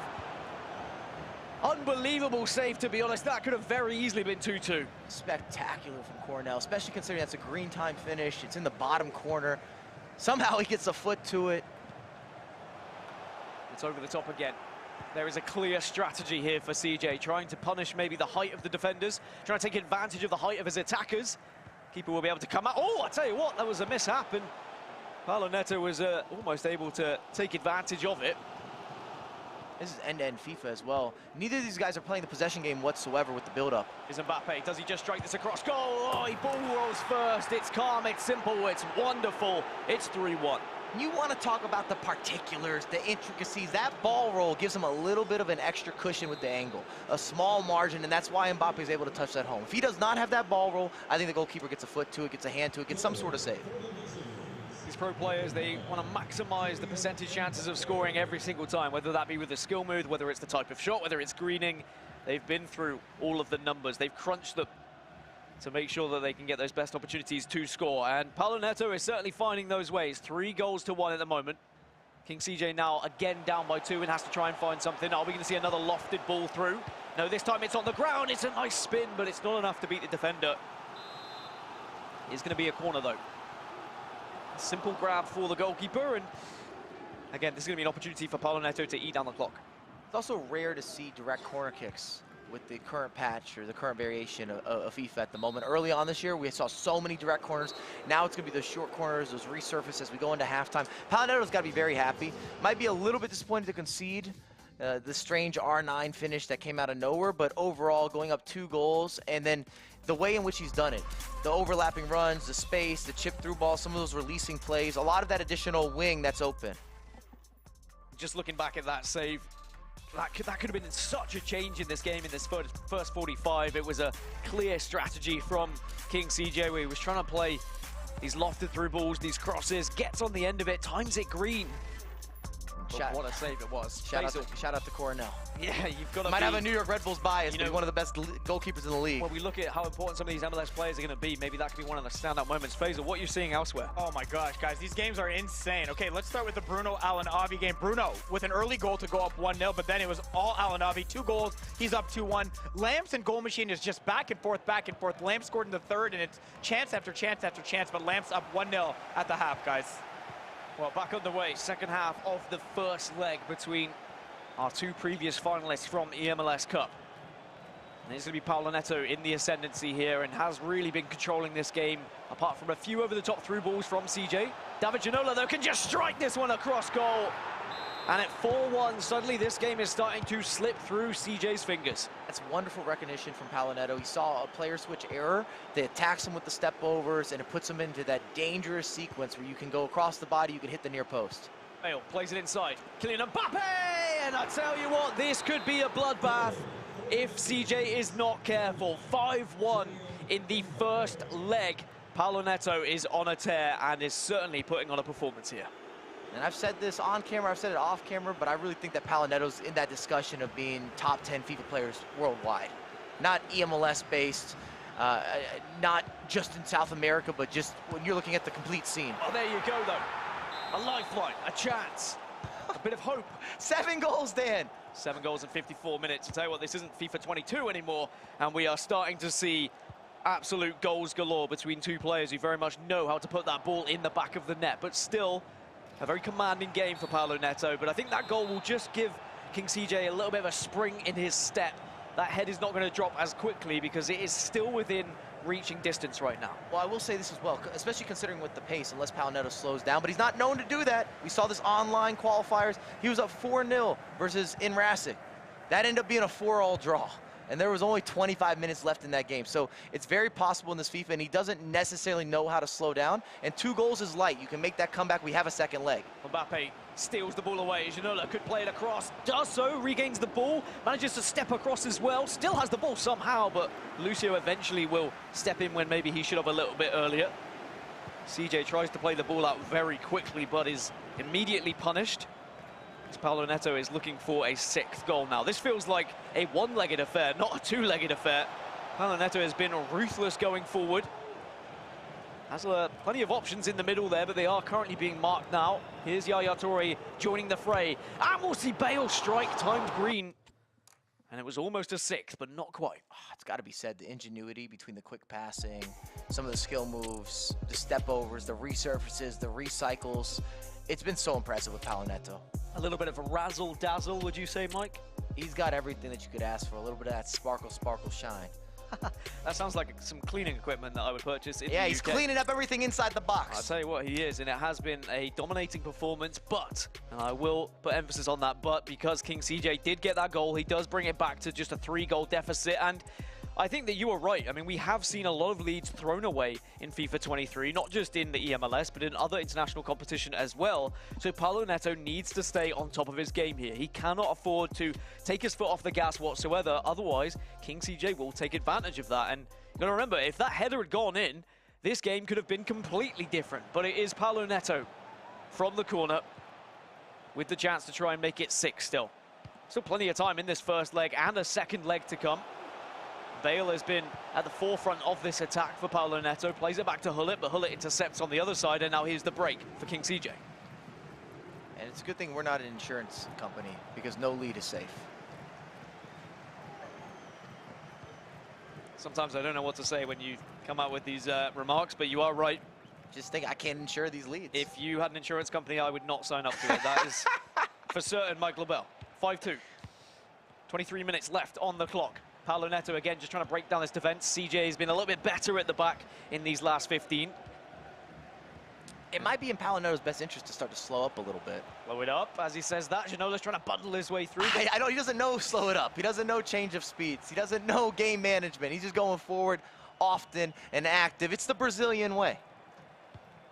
It could be punished, and CJ needs to try and find a way to do so. These over-the-top through balls have worked here or there, but maybe needs to come up with something a little bit different to try and surprise Paulo Neto here. Alawaran finds Ronaldo. Here's Akillo. Needs assistance, or maybe he doesn't. He's going to go all the way. He tries the ball. It was there, and it was a great idea. Just not happening today. And I tell you what, King CJ, if he can get a 3rd goal before we go into the second leg, then I'd still be believing that things could happen here. However, if Paulo Neto can reinstate a 4-goal lead, things start to look very dire indeed as Lucio just about recovers. And 2-goal spreads, not something that's uncommon to see turned, even in one leg of FIFA. That's why he needs that 3rd. Does CJ. It would really change the dynamic of leg number 2. And Gareth Bale stretching his legs on the right-hand side, finds a lot of space, does find Mbappe as well. Ball roll into the reverse elastico, does not quite get the shot away. It was great inside of the box, though, from CJ. And you can tell that magic is there, waiting for it to happen, but just needs to be able to pull the rabbit out of the hat at the right time. Just hasn't been able to do it so far. And that was elite offense and elite defending. To be able to defend against that reverse elastico that's opening up space, you bring the secondary man over, you're not biting, because a lot of the work when you get inside the box is kind of a game of cat and mouse, trying to forge some mistake or some misstep. Into Ronaldo, plays one more, and I tell you what, that one more was so important as well. So many players probably would have taken it down and taken the shot when they had the space, but Paulo Neto has the vision to play the extra pass to David Ginola, who makes it 6-2. Faisal, what are we seeing elsewhere? Oh, guys, so much late action in some of these games. There's Bruno and AlanAvi. AlanAvi scoring in the 75th minute to make it 3-2 for him right now. Adamo and Joksan, by the way, guys, that one has been tight. No goals until the 84th minute when Kylian Mbappe scored to put Joksan up 1. Lamps and Goal Machine has been a game of chances. It's 3-1 Lamps right now, but both players have had a bevy of chances to get multiple goals. Lamps, a couple clear breakaways saved. Goal Machine, a couple nice passing plays stopped, but Lamps with the advantage, and it's probably deserved. And as I say that, AlanAvi scored again. Gareth Bale, it's 4-2. He's up right now on Bruno. We get an AlanAvi pop-off cam. I just want the webcam reactions when he's scoring goals, even when he's conceding goals. He always has something to say.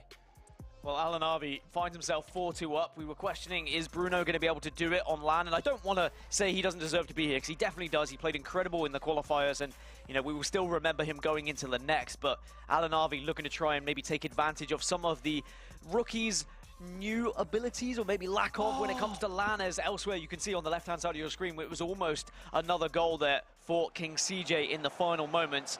87 minutes on the clock. It's an over-the-top through ball, and I tell you what, tried to make it difficult for the keeper, but I think it was offside anyway. And what a save again from Cornell.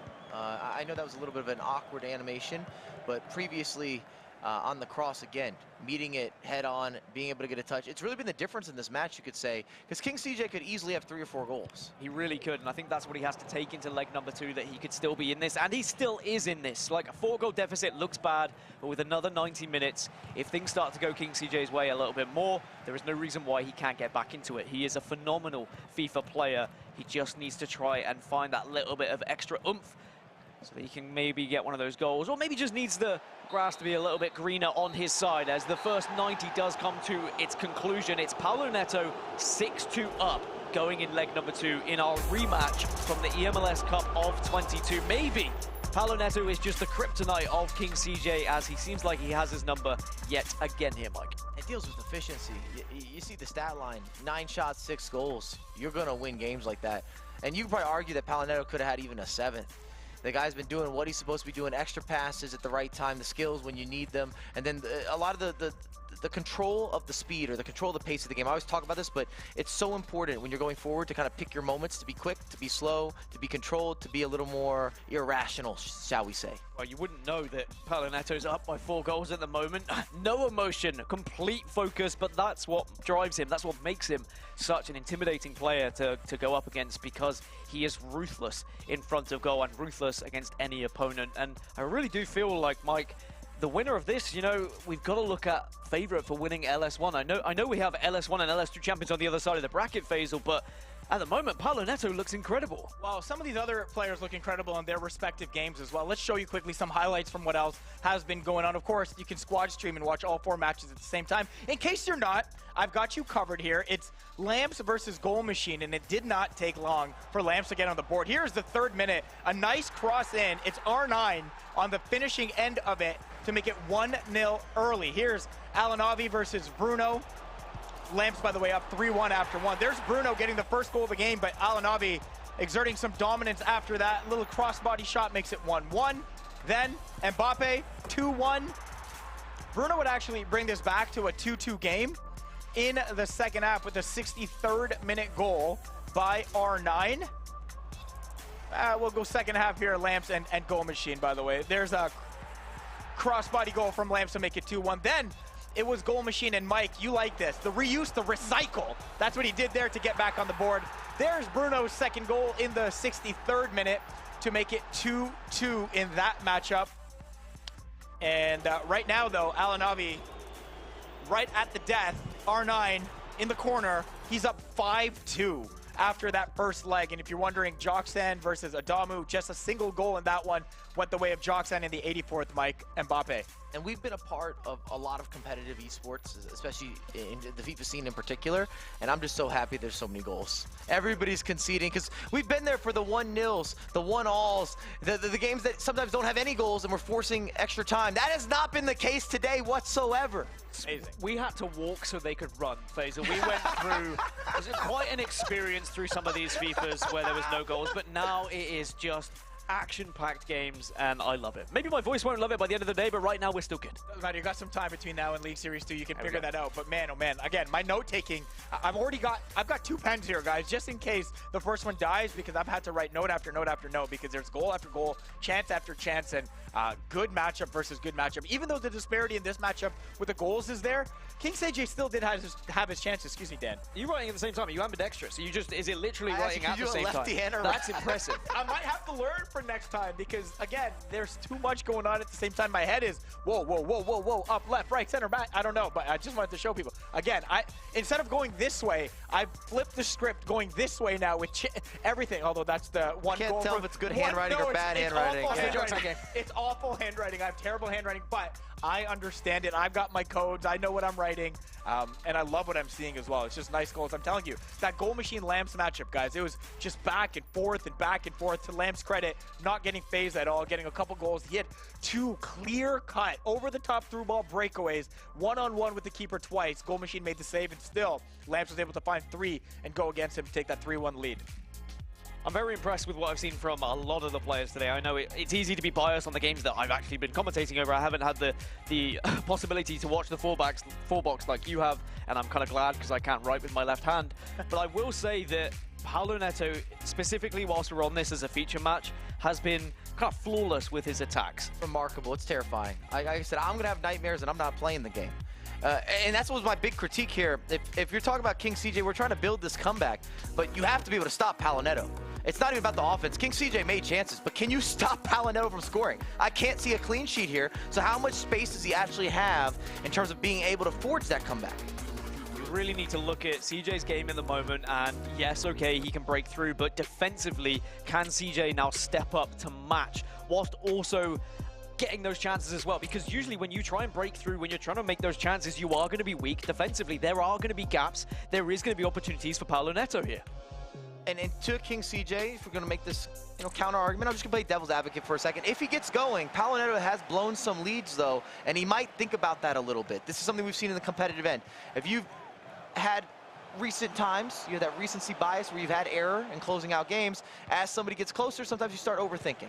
Well, back underway into the second leg then between Paulo Neto and CJ, and it's going to be a change of strips. Paulo Neto in the left to right in the darker Atlanta kit, and then King CJ in the white DC kit this time, just to make sure you guys don't get confused as to who is who. But it's King CJ winning the ball back, and again looking to try and utilize the pace of the strikers here. There were so many players just flooding forward, and finally he manages to find one, and the overlap is there. Hakimi on this right-hand side whips one in. This could be the chance, and it's finished straight away from CJ. The perfect start. This is exactly what he needed. A brilliant beginning, and we've seen these crosses, or these over-the-top through balls where he's really whipped it in. It's definitely been part of his procedure, and they've connected, and there's been a couple of great, fantastic goalkeeper saves to keep it a little bit closer. This could, the first leg could have been a 6-4, maybe even a 6-5 if we really want to go there.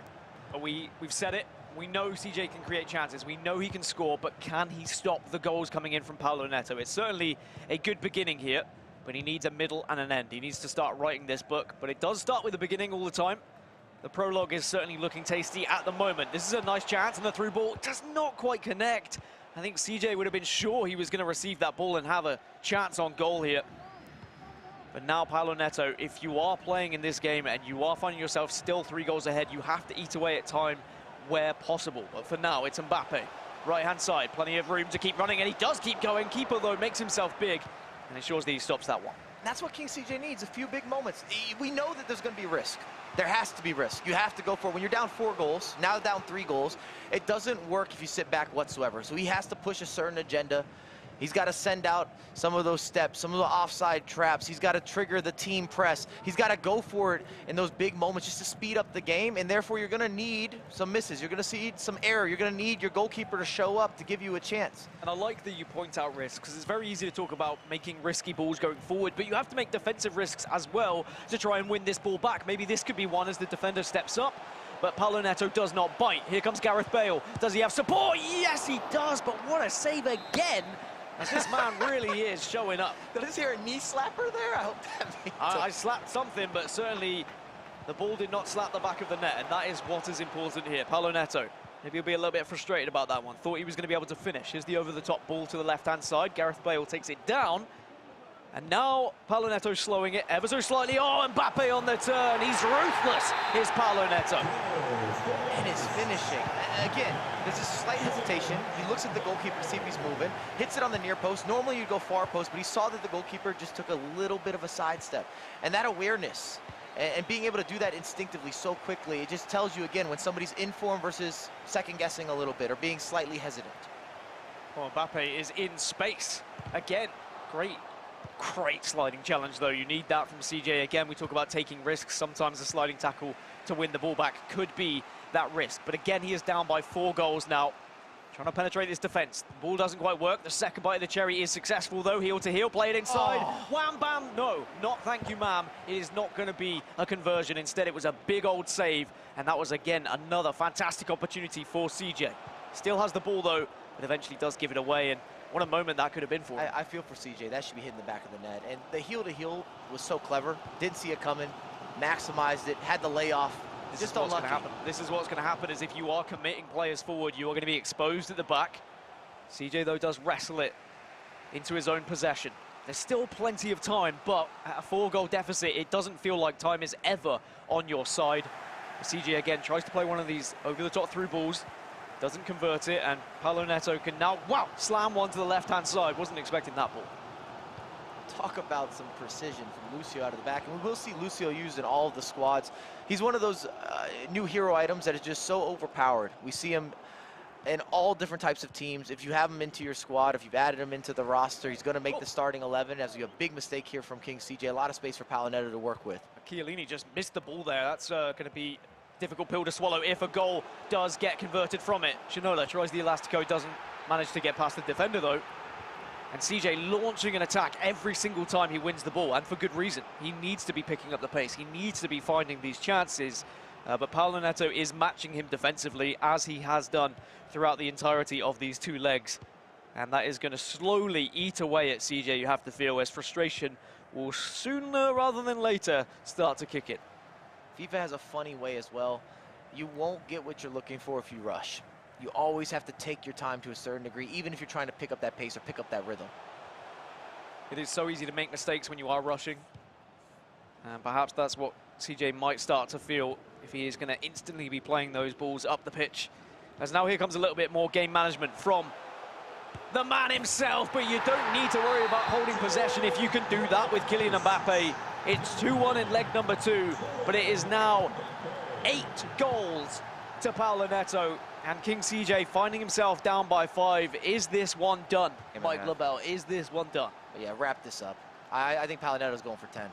He's going for 10. He's not going to stop. It's been the best offensive showcase. I mean, an absolute showcase with what he's been able to offer. And again, the finishing. Time and time again, he's not missing, and he's doing such a good job beating some of the goalkeeper movement. You don't even notice the goalkeeper movement with how well that he's resurfacing and hesitating and timing some of these shots. This is going to be heartbreaking for CJ, who had such a successful, set of qualifiers, as 45 minutes is done here in the second leg. We still have 45 to play, but 5 goals in 45 is extremely difficult to achieve in any sort of pro match, especially with how consistent Paulo Neto has so far.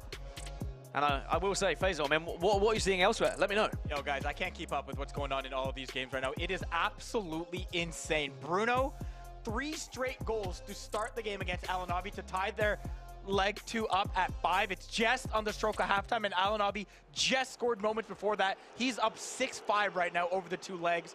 Goal Machine and Lamps. Goal Machine got the first goal to make it 3-2, but Lamps now has the next 2. He's up 5-2 on aggregate. Now, Joksan scored 3 goals very quickly against Adamu to go up 4-0 on aggregate. It is right now 4-2. Adamu scored the next 2. So everything to play for in these matchups, guys. I know the score disparity may be there, but the skill level to close the gap is not. Here's Lamps and Goal Machine trying to round out their first half. And again, don't let the score fool you. Both players have had chances up and down. And a lot of what Goal Machine has been saying earlier this week, not able to finish, not able to finish. Ironic given his name, Dan, but it's biting him at that one. Here's Bruno and AlanAvi, by the way. 6-5 AlanAvi. He scored late at the end of the first half after Bruno scored 3 to tie things up. 11 goals. And we are going to join this game live now and follow this one and see how it unfolds. We spoke so much about Bruno and, you know, would he struggle when he gets to LAN? Will his online performances carry over? Well, he was down coming into leg number 2 here, but has managed to wrestle it back, showing great resistance here against an AlanAvi who sometimes can punish you as the ball over the top will be found. And there's the goal that was so desperately needed by AlanAvi to reinstate this cushion. It's a 2-goal lead. It's 7-5. It's goals everywhere here at the eMLS. I can't believe the scoreline. Talk about high-scoring FIFA. And then again, a lack of defense. And that's some of the squad building. There's that challenge of trying to figure out where do you want to place your players. Because you have some limitations in terms of, well, how many icons can you get? How many high-rated players can you get here and there? And you've got to pick and choose. What's going to work for you? Where do you want to make those exchanges? We're seeing the likes of Rude Hullet and R9 being staples, but then there are some varying factors. And also we see a lot of substitutions. Whether it's coming in early because you got those fresh legs, maybe that gives you a slight competitive advantage. And I will say, even though, you know, goalkeepers have done a fantastic job so far, there was always going to be a big question mark on who is going to be put in goal. It is going to be an MLS star that we see being put in goal by most of these players, but is that going to be a detriment as well? Would a Van der Sar be better, for example? But no one has taken that risk. Everyone has really been going down the same avenue, and we've not seen any sort of icon goalkeeper or anything of the like, not even, you know, a top Premier League goalkeeper, for example. But now there is going to be a through ball available to AlanAvi as Mbappe is so quick but can't quite burst past the defender. But he will just dizzle-dazzle, whatever Mike will razzle say, and it is going to be another goal for AlanAvi as he mixes the pot, he stirs it good, and Alan is up by 3. Chef Alan has entered the chat. You see the back and forth, the footwork, the side to side, the agility, the confidence, gives you a bit of a shimmy and a shake. Goalkeeper on the ground, out of position, watching the ball just push into the back of the net. Looked a little bit like you on the dance floor, Mike LaBelle, and I tell you what, it was a pleasure to watch. Not you on the dance floor, but this goal that was I think it's secured. a pleasure to watch both, I'm just saying. Yeah, Might be a bias there. But. I don't know about that one. But 60 minutes and 30 minutes left. AlanAvi now surely is in a position where he should not throw this one away. But we have seen players do worse things in worse positions. Tries to find that through ball once again. But here comes Bruno. Bruno, what have you got? What have you got to try and get back into this game? A goal here, and suddenly it blows things wide open, and your chances are still there. Plays it out. Pull it now. Could try and take a shot. No, he plays it inside, but defensively, AlanAvi looks sound here, Mike LaBelle. He looks comfortable, and now it's about playing the possession game. And again, I keep saying this as critiques. We just have a lot of players that go forward and they're active. They go forward, they're often, they're looking for opportunities at all costs. They're having those overlapping runs, but they're not necessarily defensive guys. And I mean, the scorelines support that, and they're having a lot of success. If you talk to anybody, Paulo Neto is an offensive player. AlanAvi is an offensive player. The likes of Lamps, offensive player. These guys prioritize that as their first movement. They're saying, I'm going to outscore you, I'm going to challenge you, I want to outthink you. And a lot of those 50-50s, it comes down to, am I seeing the game a little bit quicker? I think you are right, though. I think in this iteration of FIFA, defensive players are not able to thrive as much as they may have been able to in previous games. And instead, it's about those who can actually bag those goals consistently. Speaking of bagging goals, that's nowhere near. He has missed the whole net. And maybe a little bit of a slight stutter step there, trips on his feet. Could have been a mistimed finish. Either way, that animation just didn't look right. Didn't look right indeed, and maybe that's going to be Bruno's chances just slowly fading away as the ball faded past that left post. And AlanAvi, I mean, he's looking at a semi-final right now. I mean, he'll be in absolute dreamland considering the kind of hardships that Alan's gone through historically in the eMLS. And as it stands, the only defensive player that we'd have left in the competition, as it stands, that is my disclaimer, would be Joksan. And Joksan was forced to score 6 goals in extra time and make that comeback. He tried to play the slow game versus Rasik. It didn't work out. He's currently up 4-2 against George Adamu in aggregate, but there's still a lot of time left in that game. I will say that Joksan has been able to kind of get away from that generalization of a defensive player as the years have gone on. I mean, in the games where he needed to be defensive, sure, he was able to reinvent it and he became one of the best to do so, but he's adapted to every game as he should. But as we talk about these two players on your screen, AlanAvi up now, and all he has to do, Mike, is play the possession game, hold on to that ball, frustrate Bruno, but now we are going to see Bruno throwing everything plus the kitchen sink at AlanAvi, and Alan just needs to be dodging it. He needs to make sure he's got his dodging pants on, and if he does, this is going to be a semi-final for AlanAvi. And that's not a surprise. It's got to be said. We've seen Alan in plenty of semis. He's always been a feature in eMLS. He might be the longest running player that has success every single season if you really think about that. He's been there since the very beginning. And I'm used to having him in that final broadcast or talking about it a little bit. He really is a staple in the eMLS. It's his 5th season for AlanAvi. I wonder whether he'd be able to find himself as an LS1 champion here today, because certainly with a performance like this, he's looking confident. He's looking like he can do some damage in this bracket. Still a little way to go in this game though. 15 minutes, goals can be scored here. And if Bruno were to grab one, that would really just open things up for him and give him that belief that he can actually do the job. But Hullet needs some support. He doesn't often go on his own, even though he has the potential to do so. AlanAvi steals the ball away, regains possession, and now it's about just putting the final nail in the coffin here. You can go one of two routes. You can just take this ball to the corner, start playing it around, or you can look to try and score a goal and kill this game off well and truly. And it looks like Alan's going for the latter. Tries to think one through, doesn't manage to connect with the first. Still, though, finds the ball somehow. Ginola inside the box, being pressured by the fullback. Does have options left and right, but he's just going to go it alone here. And unfortunately, the pass came to nothing in the end. But 10 minutes left here, Mike. And you have to imagine that Captain Bruno, this might be the last we see of him today. I think he just ran into...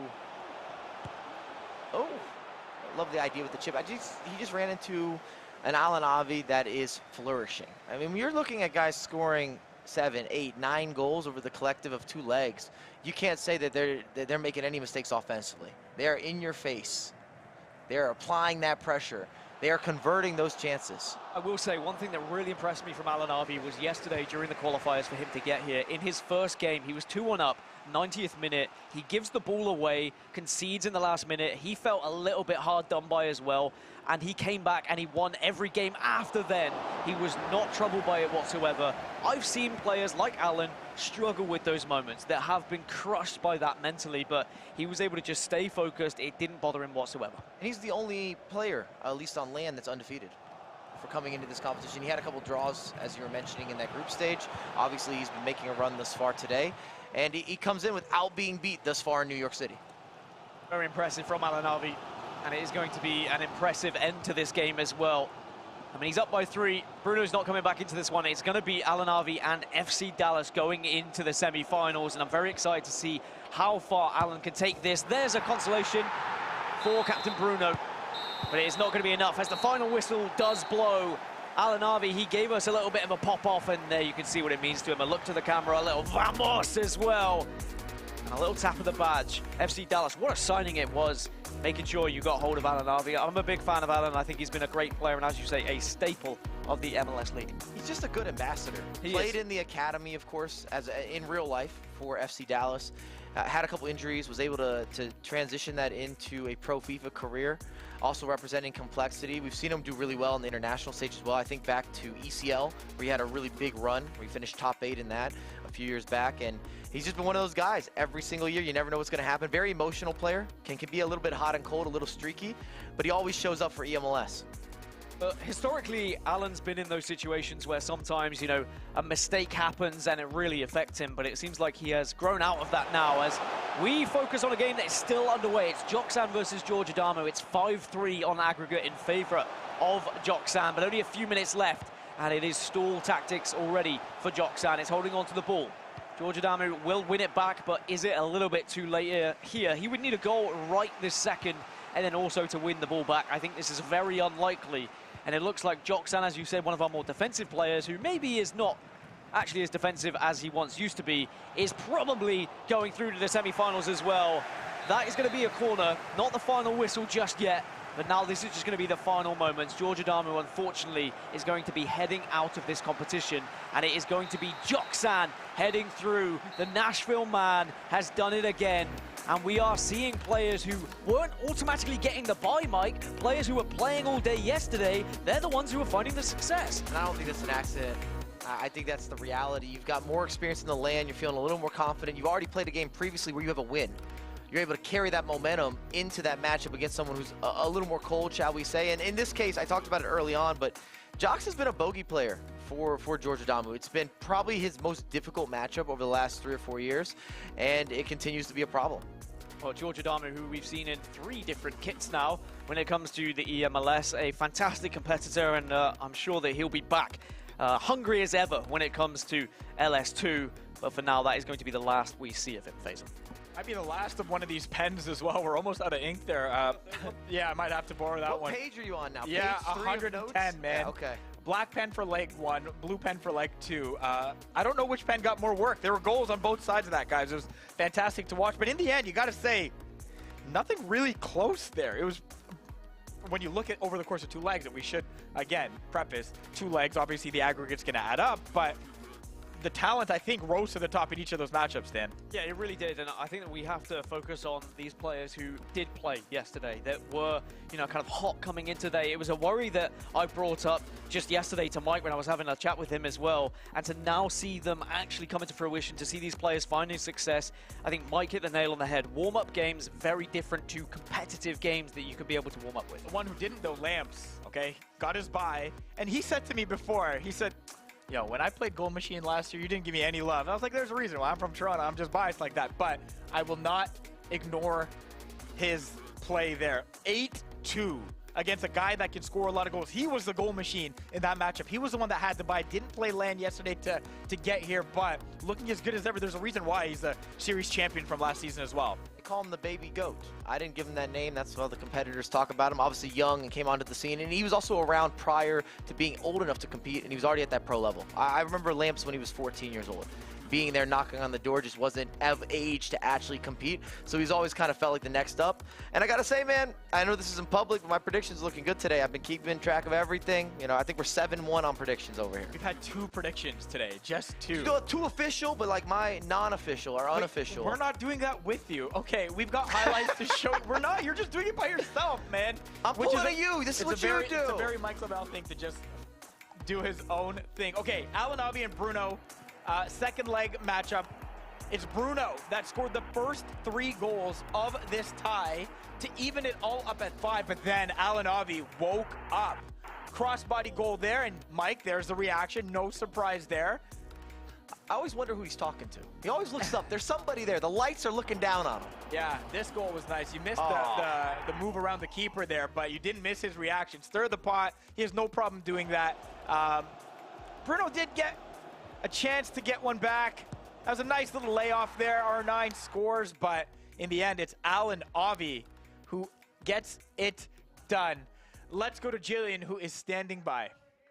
Alan, we were just talking about how you are going for your first League Series title. The guys in the booth used the word confidence. Mike LaBelle used the word flourishing. How confident are you coming into this week?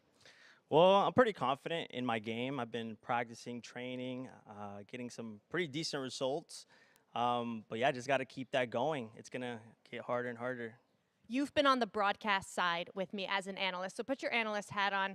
Talk about the talent pool you've seen here in New York this week. Oh, no, yeah. This eMLS, every competitor, including myself, we knew that there was going to be so much competition.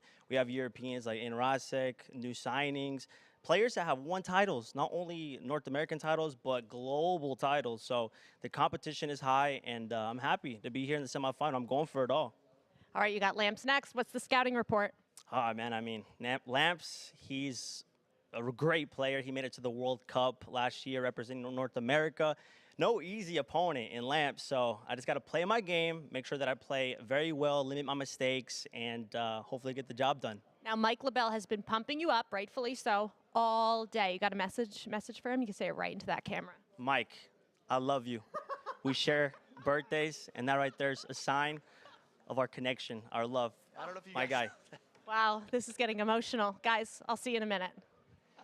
I don't know if my mic was hot or not. You know, we have the same birthday, identical birthdays, bro. That was a moment. I want to know what he's cooking, because I think it's some mac and cheese with hot sauce. That's just what I think he's got going on. Can you cook?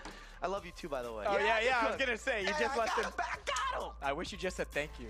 Thank you. Let's take a look at the bracket where AlanAvi, of course, continues to play. And Jillian mentioned it. He's going to take on Lamps, the baby goat, as Mike LaBelle put it.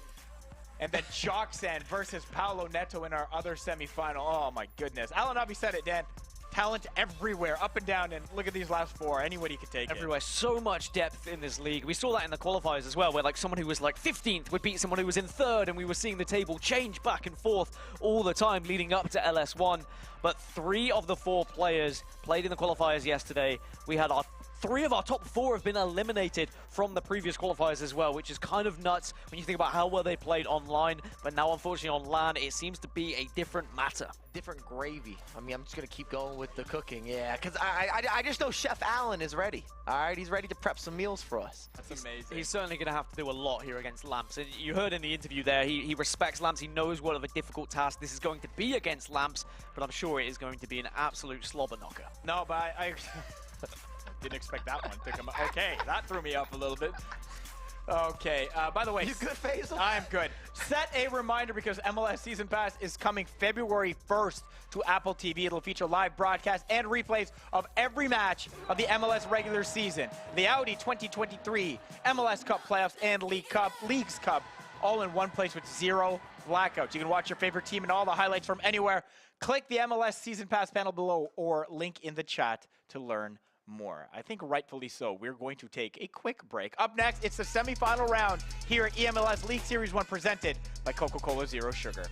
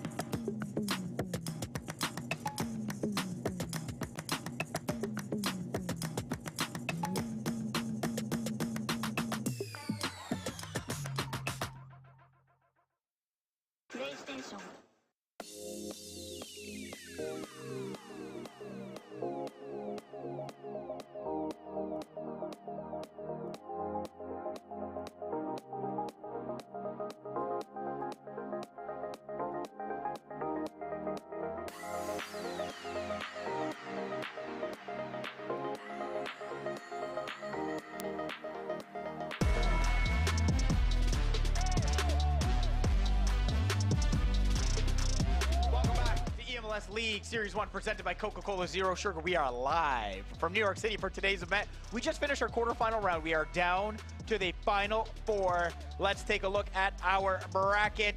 It's AlanAvi getting set to take on Lamps in one semifinal. Joksan versus Paulo Neto in the other semifinal. Either way, no matter who goes through, it is going to be a fun final. We're not there yet, though. Let's not look too far ahead. We are right here inside our studio. Faisal Kamisa, Dan Gaskin, Mike LaBelle, and joining us now, our eMLS correspondent, Casey. Casey, what's up? How's it going out there? It's good. I mean, these games have been so enjoyable to watch. So many goals. I mean, some upsets here and there as well, so I've been loving it. Tune into the eMLS socials, by the way. She's doing a great job at bringing out a lot of these players' personalities. It's been fun. Has it been great getting to know some of these players and having some content made around them? Of course. I mean, they're amazing on the pitch, but they also have amazing personalities. So being able to capture that on social, do some TikToks with them, which some of them don't like it, but it's been very, very fun to have that side of it as well. Mike wanted to be in a TikTok dance, so I just wanted to let you know. That one, that one, that's what he wants Are you to do. ready for that? I'm happy to be involved. You sound very happy. in these TikToks. I am happy to be Yeah, exactly. I involved. signed up. Just what we were talking about in the group chat. TikToks. Let's go. Okay, you've had the view from where the players are. The other players are also sitting there as well. We've, again, goal after goal after goal. What's the vantage point like from just unbiased, natural observer from out there in terms of the reaction? You're right, you could be. Absolutely, you're right. You could be, I should say. But I mean, I guess we should be unbiased too as broadcasters, but we're not. But you have a little bit more of a vantage point out there. So what's everyone's kind of chatter like right now? Yeah, I mean, it's interesting because some of these guys are very, very good friends with other ones, and so they have their alliances. They're rooting for different people, and so being able to see their reactions as maybe their favorite person lost, it's upsetting. But I know that a lot of people are out here rooting for a couple guys that are left out there, and so they'll have some even more reactions as it gets more serious. What guys are they rooting Mike for? says call them out. Yeah, like Name, I mean, we're gonna name. stir. Yeah, like who's the favorites? Who's getting the love I mean, from their peers? okay, I will say that a lot of people were rooting for CJ. Unfortunately, he's no longer going through, and so I'm curious who they're going to, take up on now. But Lamps is also a crowd favorite, I believe. A lot of people like to watch him, but Alan could come out here and do some business, so we'll see. Happy Mike, is that It's a sufficient response. You asked me. I didn't ask you a single thing. You did. chose to ask your own question, right. which again is a very Mike LaBelle thing to do. What's on deck then? I know this is just League Series 1. There's a whole season of content that's there to be made. What are you hoping to achieve? Yeah, so I will be here for every single event behind the scenes, capturing all sorts of fun stuff. I'll be here for League Series 2 back in New York. Similar type stuff, but I have some fun little TikToks. I have a whole planner of a schedule for these as well, so hopefully the guys are ready for that. And then obviously Austin as well. I'll be live streaming there, so that'll be fun. I did see you exposing players who were late as well. If we can get that on Yes. Mike LaBelle, if we can get a Oh time my check on gosh, Mike, right. he was over 40 minutes late today. I wouldn't have even have had a camera Exactly. going for that. It would have been done. Everybody would have gone home, and then Mike would be like, "Yeah, I'm different here." times to arrive. Here. We were told different times to arrive. And you were told half an hour earlier because you're late, and still, I know the tricks. I know the tricks of the trade. Can't say anything.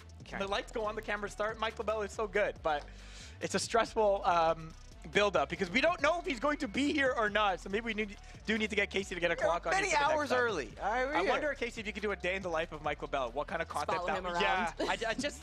He's eating a lot of bagels. 2 hours to do his hair. Yeah, The yeah. rest. I don't even show up with the hair done. He's just. Yeah, he I look did. like a mop. He first of all showed up so late, and then with nothing ready to go as well. I'm like so. a C tier of Justin Bieber when I walk in with the hair down. Yeah. C? You A think C you're tier. 2 levels lower than Justin Bieber? So A, B, then Mike The LaBelle. term is like B tier, but that's like too high, so I just dropped it down to C. And so you were humbling yourself a little bit. Yeah, You're I just was like, oh, B just a tier is little. not right, just so we gonna gotta keep bring that it down. Low yeah. key. I'm a man. That's Justin Bieber from Canada, by the way. I should let you know. So you're not anything like that. So yeah, there was a.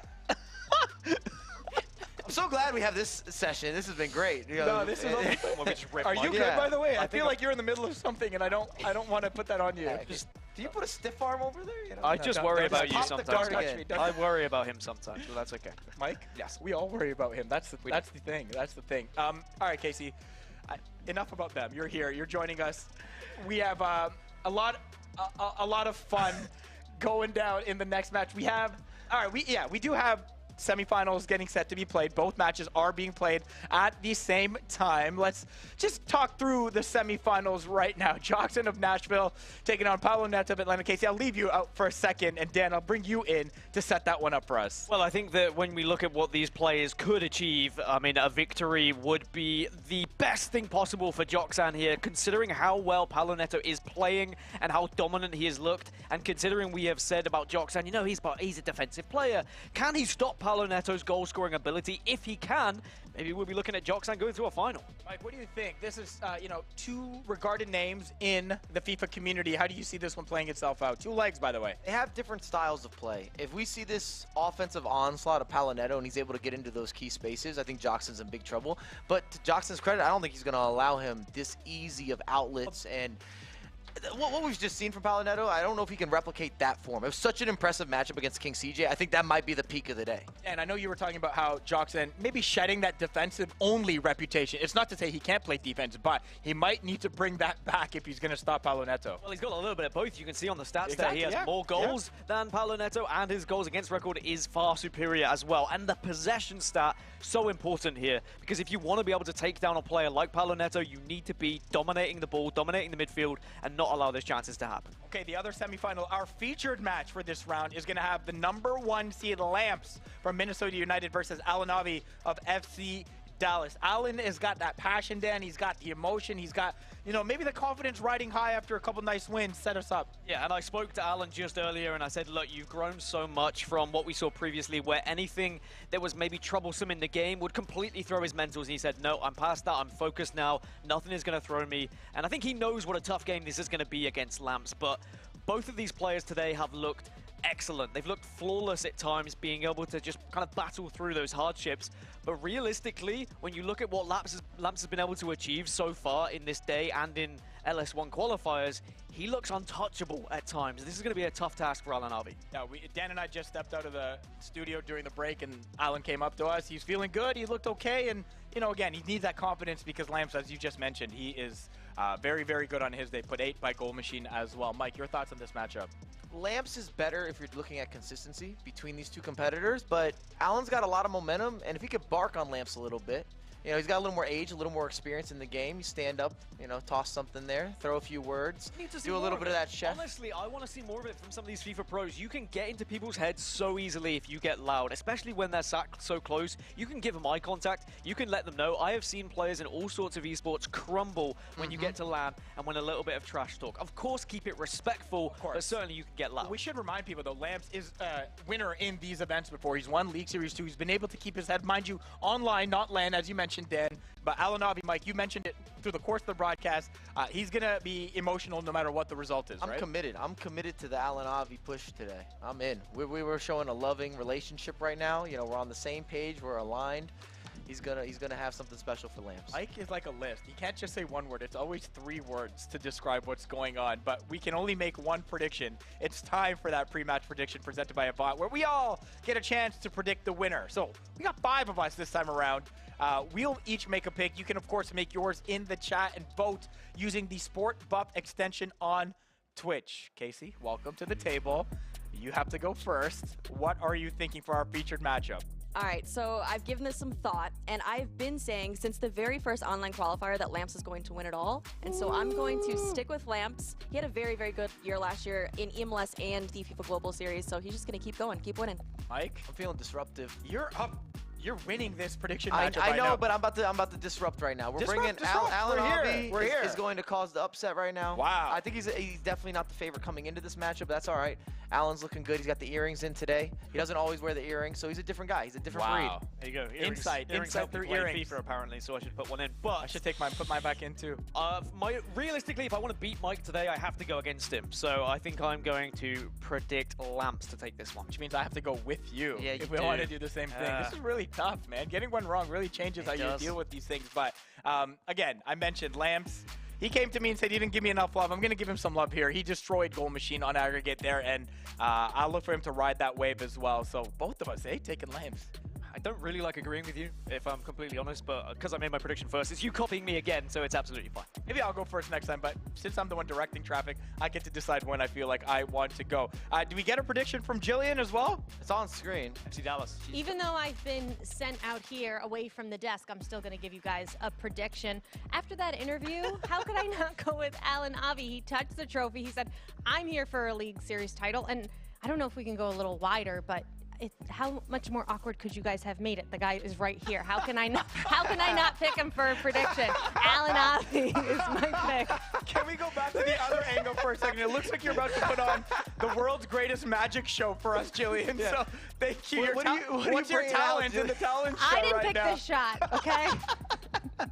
Oh, that looks great. Okay, so I think You pull out some That's way soccer better. balls back I'm there? not leaving the desk anymore if this is what's going to happen. I'm staying there. All right, let me remind each and every one of you out there where you can watch this round of matches. Only two. Twitch.tv/MLS, Lamps versus AlanAvi. I think she's got some FIFA points back there. Let me get some FIFA points. Yeah. MLS 2, Joksan versus Paulo Neto. We are squad streaming still on Twitch. You can watch both games at once. Tap the watch in squad mode button right below the video player. You guys ready? I think I'm ready. Should Mike? I be ready? I think you should be ready Okay, because cool. we are. Feeling good. Take it away, boys. Thank you so much. Thank you, Casey, by the Faisal. way. Thank you, Thank you. Casey, as well. Great to get the insight, and I'm so glad that she's bringing out the personality of some of these players because there are some fantastic ones, Mike.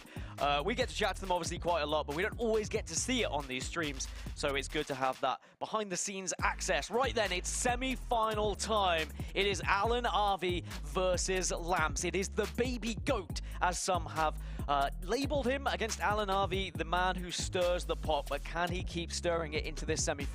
He's going to need his best performance. You know, I went with Alan. We're OGs in this community. Seen him from the very beginning. I think that he's on one of those runs. If you know Alan well, again, emotional guy, and he's able to take that and also beat a lot of players. He causes plenty of upsets if he's in the right space, that head space. But we've also seen him struggle in some tournaments as well. He's not always the most consistent. So you get someone who's a little more streaky, but that's okay. Today he has been on a hot streak. But sometimes it has been those troubles, those little plays that go against him. Maybe the defender doesn't quite do what he was expecting, or the keeper doesn't make the save that he was hoping, and that really changes Alan's game. But today he has looked like a different player from what I've seen in previous years. Those things are not bothering him, and that is very important coming into this game against Lamps, because Lamps is going to threaten Alan. Lamps is going to create chances. It's something he's been doing throughout the qualifiers and throughout the today as well. Of course, he was at the E-World Cup. He was representing North America. He is one of the best, if not the best, players in this region. But can he prove it here at LS1? Can he be a champion again? He's got to get through AlanAvi first. But remember, he was the LS2 champion last year. And the key word to describe Lamps is balance. He's got the ability with a lot of the game management. He has the skill moves and the intricacies on the offensive end. And then I would say defensively also that he has that balance. He's solid defensively in terms of following certain structural rules, adjusting to different formation adjustments. So that's why I was saying with Alan here, he's going to need one of his best offensive approaches to the game, but then also creme de la creme with some of the defense and really putting pressure and eliminating mistakes. I did notice both of these players were below 50% when it came to possession so far. So they've not been the best at holding the ball. As I say that, Chiellini makes the interception, can play this through to Alan. He strikes first time, but it is a good save. Ronald manages to just push this one away, but it only goes as far as Bale. It's AlanAvi attacking from right to left in the FC Dallas kit, and Lamps just tries to hoof that one away, but it goes off of Alan. I think Alan took that a little bit early, hoping to catch maybe Lamps' offset with some early goalkeeper movement. So, well, that's a ball, though, and that is going to be a lot of space for Landon Donovan here to try and maybe get the cut back. Mbappe, he'll heal one more, and it's flawless again. David Ginola, a little zombie walk, but I tell you, that was everything but stiff. That goal was smooth. Disgusting, filthy. Give me the ambiance. This is the longest celebration ever, but having that new heel-to-heel and then the extra pass all in one fluid motion, it is just sublime. So Lamps already taking the lead. As a reminder, it's a two-legged affair here in the semi-finals, as it was in the quarters, and of course it will be in the grand final as well. So plenty of time for Alan to get back into things. He did go a goal down against Bruno in his quarter-final, so it's not like he's going to be too affected by it, as he manages to steal the ball away, can't quite get hold of it. As now Lamps can try and punish once more. Remember, he had so much space on that right-hand side. This time tries to penetrate through the middle, but Alan denies. We'll see if Alan kind of has that dog in him. You know, being able to forge some sort of comeback, put some pressure. And again, as you apply pressure, the more land experience you have typically works towards being an advantage in those types of scenarios where it's not always about ability. Everybody has similar ability, but the battle of the wits, the mentality, the belief. Got to keep ahead, and you've got to keep your head above water as well. You can't afford to get down in the dumps and get down on yourself. Look at this pressure, though, from AlanAvi. Lamps able to turn him inside out and gets the ball away. So Alan trying to maybe pick up the pieces in the final third, but it's not quite worked out so far. And now Lamps again has possession. Maybe we'll try and improve on that stat I mentioned before, but it is another risky ball that is punished. And Alan can try and take advantage of this. A little player switch to ensure Mbappe was in the right place at the right time.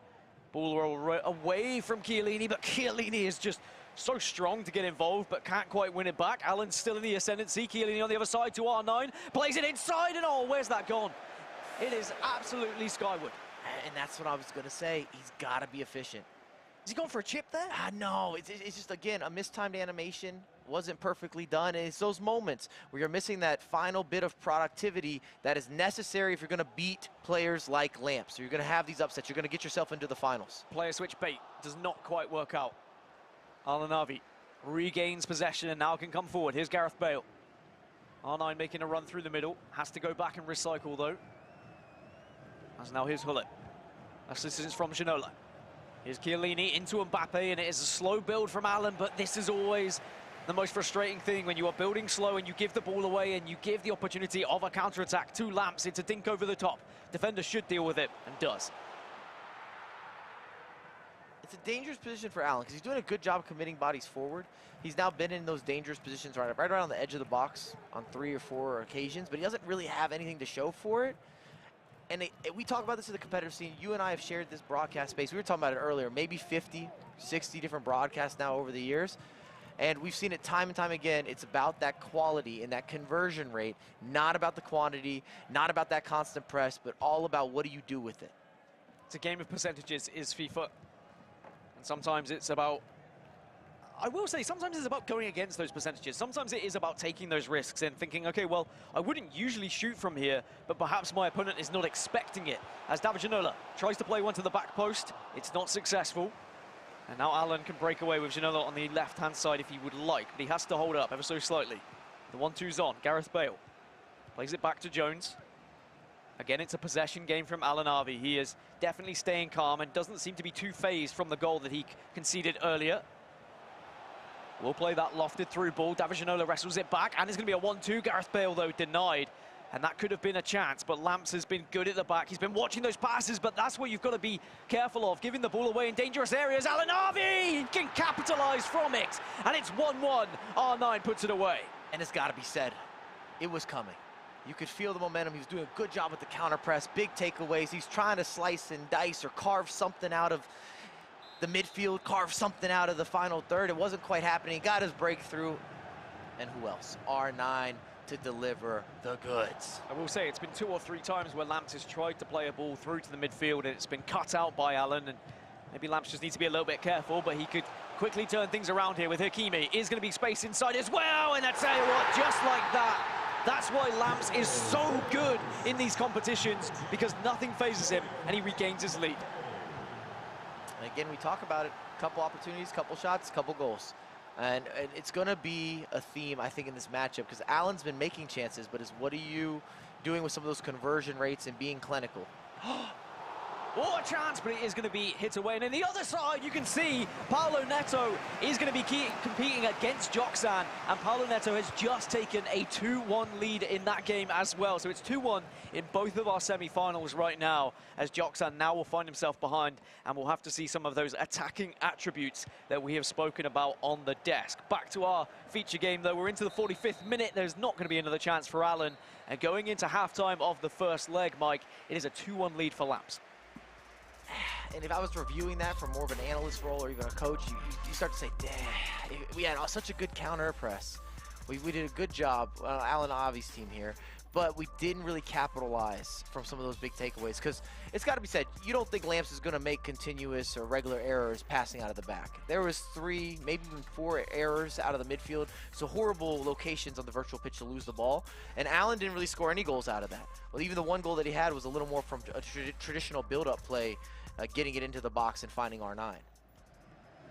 Well, Lamps just needs to make sure he's not making too many of those mistakes, because if you present AlanAvi with the opportunities, we've already seen he can take them and will take them, and he can be a bit ruthless in front of goal at his best. Here's Mbappe, gets cut out by Chiellini, and AlanAvi tried to play a little bit of a niche ball through the middle. There is space on the left. What a slide that is, though. When we talk about risks, sometimes you have to take those defensively as well. Tries to fire a ball through the middle. But Lamps will be there, waiting patiently and defending well. I actually think the gamble here is if you let Alan hang out, if you let him join the party, if you let him be around the block, shall we say, it gives him the ability to start to activate that mental experience in a lot of these big moments and to put you under pressure late. Pressure is the name of the game sometimes. You just want to take your opponent out of the comfort zone and don't allow them to do whatever they see fit. It's going to be an easy collection for the goalkeeper in the end, but when Hulla is coming towards it with all that hair, you're always going to be a little bit concerned. Here comes Alan with the counter-attack. It's going to be a dink over the top. Not a good enough dink, though. Hakimi's there to rescue. And Hakimi has so much pace, and I tell you what, when Team of the Years get involved, Mike, Hakimi's going to make a big difference as well. Is he onside? No, he's not. Alawaran is off here. That was fractions. That was close. My first instinct said, let me see that again, linesman. A little VAR. Alan's done a good job working through the midfield as well. He's been able to get into those dangerous areas. It's just a matter of finding that final breakthrough. Well, here's the final breakthrough. He cuts back. Chiellini plays one more, and tries to go across goal. But the keeper gets down, makes himself big. That's 2 opportunities now where Alan could have converted. And he could, in theory, be leading this game. Still a chance, though. Dinks one to the back post, and not really enough of a connection from the header. The keeper gathers. We'll just drop the ball and play it out now for Lamps. And if you're Lamps in this scenario too, if your opponent's missing some of these opportunities, I start to grow in confidence in this position, saying I'm not really playing my best FIFA. I've had some defensive errors. I'm still winning this game. Well, Lamps representing Minnesota, an LS2 champion from last year, would love to try and get another trophy under his belt and really try and live up to the name that is starting to be built around him as the young, successful player of the years. And there's a mistake from Alan that maybe Lamps could take advantage of here, but unfortunately runs into his own player. Again, that's another one that can frustrate you a little bit, but Alan will be taking a deep breath after that one. Both players maybe a little bit nervy at times here. There's the through ball that will find Gareth Bale, and it's going to be saved again. And you thought that maybe Bale would have done enough. Top-tier goalkeeper movement. It's a very slight step, but it made all the difference there. That goal goes in if you don't move that goalkeeper. Well, it plays it short. Gareth Bale wasn't able to find the back of the net, but maybe can find a pass. Chiellini with a heavy, heavy touch that now Lamps can try and take advantage of. But again, it's aggressive defending from AlanAvi. He doesn't get back possession, but he at least stopped that quick break from Lamps. And I think that's what's important. Alan needs to stay in this game. He can't afford to allow Lamps to take a 2 to 3 goal lead here going into leg number 2. Well, there is an opportunity with Hakimi. Plays it inside, R9. There is an extra pass left if he wants to make it, but instead he goes for the reverse elastico. And it didn't really do what he expected it to. Spectacular defending there. Kind of overplayed it on purpose just to try to shut down that additional pass, and then he stayed put centrally, stops the elastico. It's just a fantastic read. I mean, at least we compliment it when it works. It's kind of one of those 50-50s. I like taking risks. That's something that Lamps definitely did there. Now, AlanAvi coming forward. Dedden on this right-hand side needs assistance, gets it from Chiellini, and again gives the ball away. And I will say Chiellini has been a detriment for quite a lot of possession moments here, as the through ball there is going to be quick enough. Mbappe is, but the keeper is quicker off his line, and very important that AlanAvi was aware of that one. 15 minutes left. This could be the real decider in the series, whether Alan gets an equalizer or if Lamps is able to go into leg number 2 having a 2-goal advantage. You might see a different tactical approach. Again, it's given away by Alan. And now R9 can stretch his legs. Instead, he holds up, though. Could actually take a shot here, and it's found the back of the net. The keeper cannot get to it. If you give him space, why not have a hit? And it's a finesse just over the top of the keeper. And it wasn't time green. It might be a little bit of a curse of the commentator. Long range, goalkeeper slightly out of position, just off his line. And you see the mismatch. You see the pause being cued. And again, this messes with your mental stage. If you're AlanAvi, you're saying, what else do I need to do? I've been in the right place at the right time. I've been on time. The finish has not dropped. Now I'm giving up long shots, which has not been a common theme today whatsoever. Outside of the box, we've seen maybe a couple Travellas, but those long-range finesse shots just have not came into play. You saw Lamps just thought about it. And this is what I mentioned earlier as well, with the goalkeeper coming into the equation. Would have, you know, Van der Sar have been able to get to that one. Someone who's a little bit taller, perhaps. That definitely could make a difference.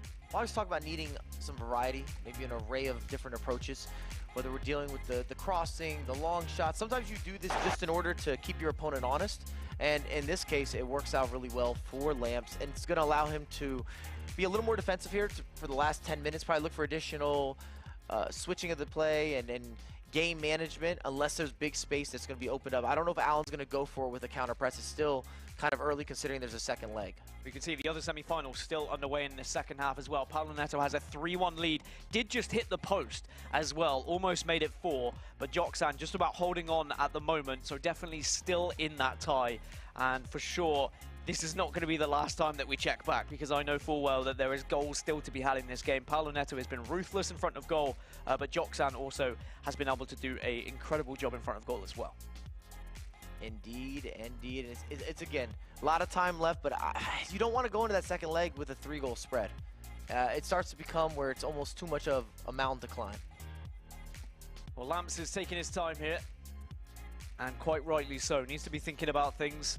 Even though he's not the one who's necessarily making the changes, he can use this pause time to his advantage as well, just to kind of assess and think about how he wants to approach these final moments. As for Alan, a very different pause time here. He needs to be thinking about how he tries to break through here, how he tries to stay in this game, whether that is a goal or whether it is just, you know, staying within 2. For Alan, the debate internally is going to be, how much pressure do I want to apply? Because it would be different if this was a single leg, but considering you have a full 90 after this, of course, make the subs, make those shifts. But do I really want to go for it in these last 10 minutes? We are back underway. You can see on the right-hand side, Paulo Neto is still in the ascendancy at the moment, but back to our feature game. It's 3-1 in favor of Lamps, as AlanAvi just about rescues that ball and holds on to possession as well, so stop any sort of shenanigans happening for Lamps in these final moments. 10 minutes left, and I think you are right, Mike. It is a very big decision to make. Do you push? Do you go for a goal? Do you hold on just so you are still within 2? Because the last thing you want is to overcommit and then be down by 3. But there is a wonderful ball, and AlanAvi will nod this one home, and it's going to be 3-2. And whatever changes Alan made, boy, did they work. There's your answer, Dan. Wow. Again, you talk about the precision here. Well, just a perfect cross, picks him out, locates the right man, heads it across the body, 3-2, and then again, you can carry this momentum, and there's still time left. As long as he doesn't concede the Lamps here, he might have 1, possibly 2 additional opportunities to try to push forward. We have seen Lamps do, though, is reply instantly when AlanAvi scores. Alan needs to stay focused here and not allow an instant reply from Lamps. Can't afford to be going 2 goals down again. If you go in just 1 behind, great news. And I tell you what, that interception could be even better news. AlanAvi was making a run on the left-hand side there, but Alan knows his approach now. He doesn't want to take too many risks. Instead, you can hold on to the ball a little bit. You can play it a little bit slower. Chances will come. Unfortunately, though, that's unlucky. He did get very unfortunate with a couple of the bobbles there, but at least he has not been punished. You kind of feel the tension. I'm not in the room. I'd love to know what Casey's feeling, if we can get, or even Jillian. But I feel in this room that the tension is on the rise right now. Certainly a big investment from all the players as well. They do have their favorites, they do have their friends, and Alan can... No! Wow! Alan sneaks it in, R9 in the last minute of the first leg, ties us up 3-3, and this game has had everything, Mike LaBelle. And this is why we support, this is why we love esports, and absolute pure rebuttal of all rebuttals. We saw the 45th minute be strong for Lamps, the 90th for Alan, and this sets up oh so nicely for the second leg. Well, 90 minutes done then. First leg completed, 3-3. And AlanAvi comes back into things after being 2 goals down. We talk about that fortitude. We talk about players needing to respond and not being, kind of beating themselves up a little bit. Well, now it's going to be the other way with Alan conceding in the, with Lamps conceding in the last minute. How is he going to respond now going into leg number 2? You can see Lamps right now reviewing actually the goal that he conceded in the 90th on how to stop that R9. You just see him with a quick sidestep. I know it's not on screen. R9 with that 5-star weak foot again. Left foot beats it home on the near post. And I know you're not seeing a lot of reaction here, but that messes with you mentally. You had a 2-goal advantage. Yeah, I mean, and I you're not heard a even reaction. leading going into the second leg. They've got a microphone out there, and I heard a reaction. He said, that's hilarious. Like, he was very much sarcastic about that one. Probably straight to Twitter now. I don't know what he's I don't like this. You get straight to your phone afterward. Well, could be a Social coach. media is not for Could be you a in this coach. circumstance. I don't know. Could be a coach. Make a but phone call then. Dial him in. Let's be honest. Kids don't make calls these days. He's 19, bro. He's 19. He's sending a Snapchat. That's what's happening. Let's be honest here. Even though it's a late conceded goal for Lamps, it is not the end of the world. It is still 3-3. It's a complete refresh as now we head into leg number 2. Dan, you mentioned this before. You could get in your own head in this game in such a quick way, right? It's a sneaky camera. I feel like we saw some of the bubbles. We might be actually able to read this text message. No. Give us some angling. Give us some insight. Oh, now we went wide. All right, forget it. Again, he's been here before. He's won the thing before. AlanAvi, though, to his credit, guys, calm, cool, collected. He could have gone the other way as well when going down 3-1 and be like, you know what? Wasn't meant to be. No way, man. Not him. Let Alan score first in the next leg. I tell you right now, there will be a pop-off. I think he's texting you, Mike. I love you. I think Lamps actually texted Alan and said, hey, can't believe you scored that last goal, bro. And Alan's like, yeah, get wrecked, bro. And that's how the kids communicate nowadays. And Yeah, for sure, I man. don't think he said get wrecked. I mean, I hope it wasn't get wrecked. I would. If you want to be trash I feel like he's going to this say like would a vamos or something, or just send like a cooking emote. this would be the Let's right get to moment. highlights because this talk is excruciatingly bad. First half, okay? It's to nobody's surprise, Dan, as we see their reactions going into it. It's Lamps early, as he's done in the first game. A nice move, nice pass, nice goal. I would also say one of the better goals of the day. That's difficult to do, and everything's aligned with the timing. You see the finger point. He knows what's up. Then a mistake. It's Rude Hullet. A pass into Gareth Bale. A touch into R9. Dan, he's not missing from there. He is not, and Alan is going near post quite often as well. We do tend to see people move the goalkeeper for the across goal because that is the more favored and high percentage chance when it comes to finishing some of these goals. Look, again, tried to just go, I think he tried to go near post there. It ended up in the middle of the goal, but there's been 2 or 3 chances. Alan could be up in this game after the fact it's 3-3. This one, though, you don't see him that often now in the latest patch, but you can see what it meant to Lamps. That puts him up 3-1 in maybe what he thought was a comforting goal, Michael Bell. One that maybe would see him through in this first leg, but he counted out that guy, AlanAvi. And if we could, if we should, if we would, I would love to know what Alan swapped into. Because for the last 10, 12 minutes, he made a bunch of tactical changes. Remember, it took a long time. Came out, scored this goal.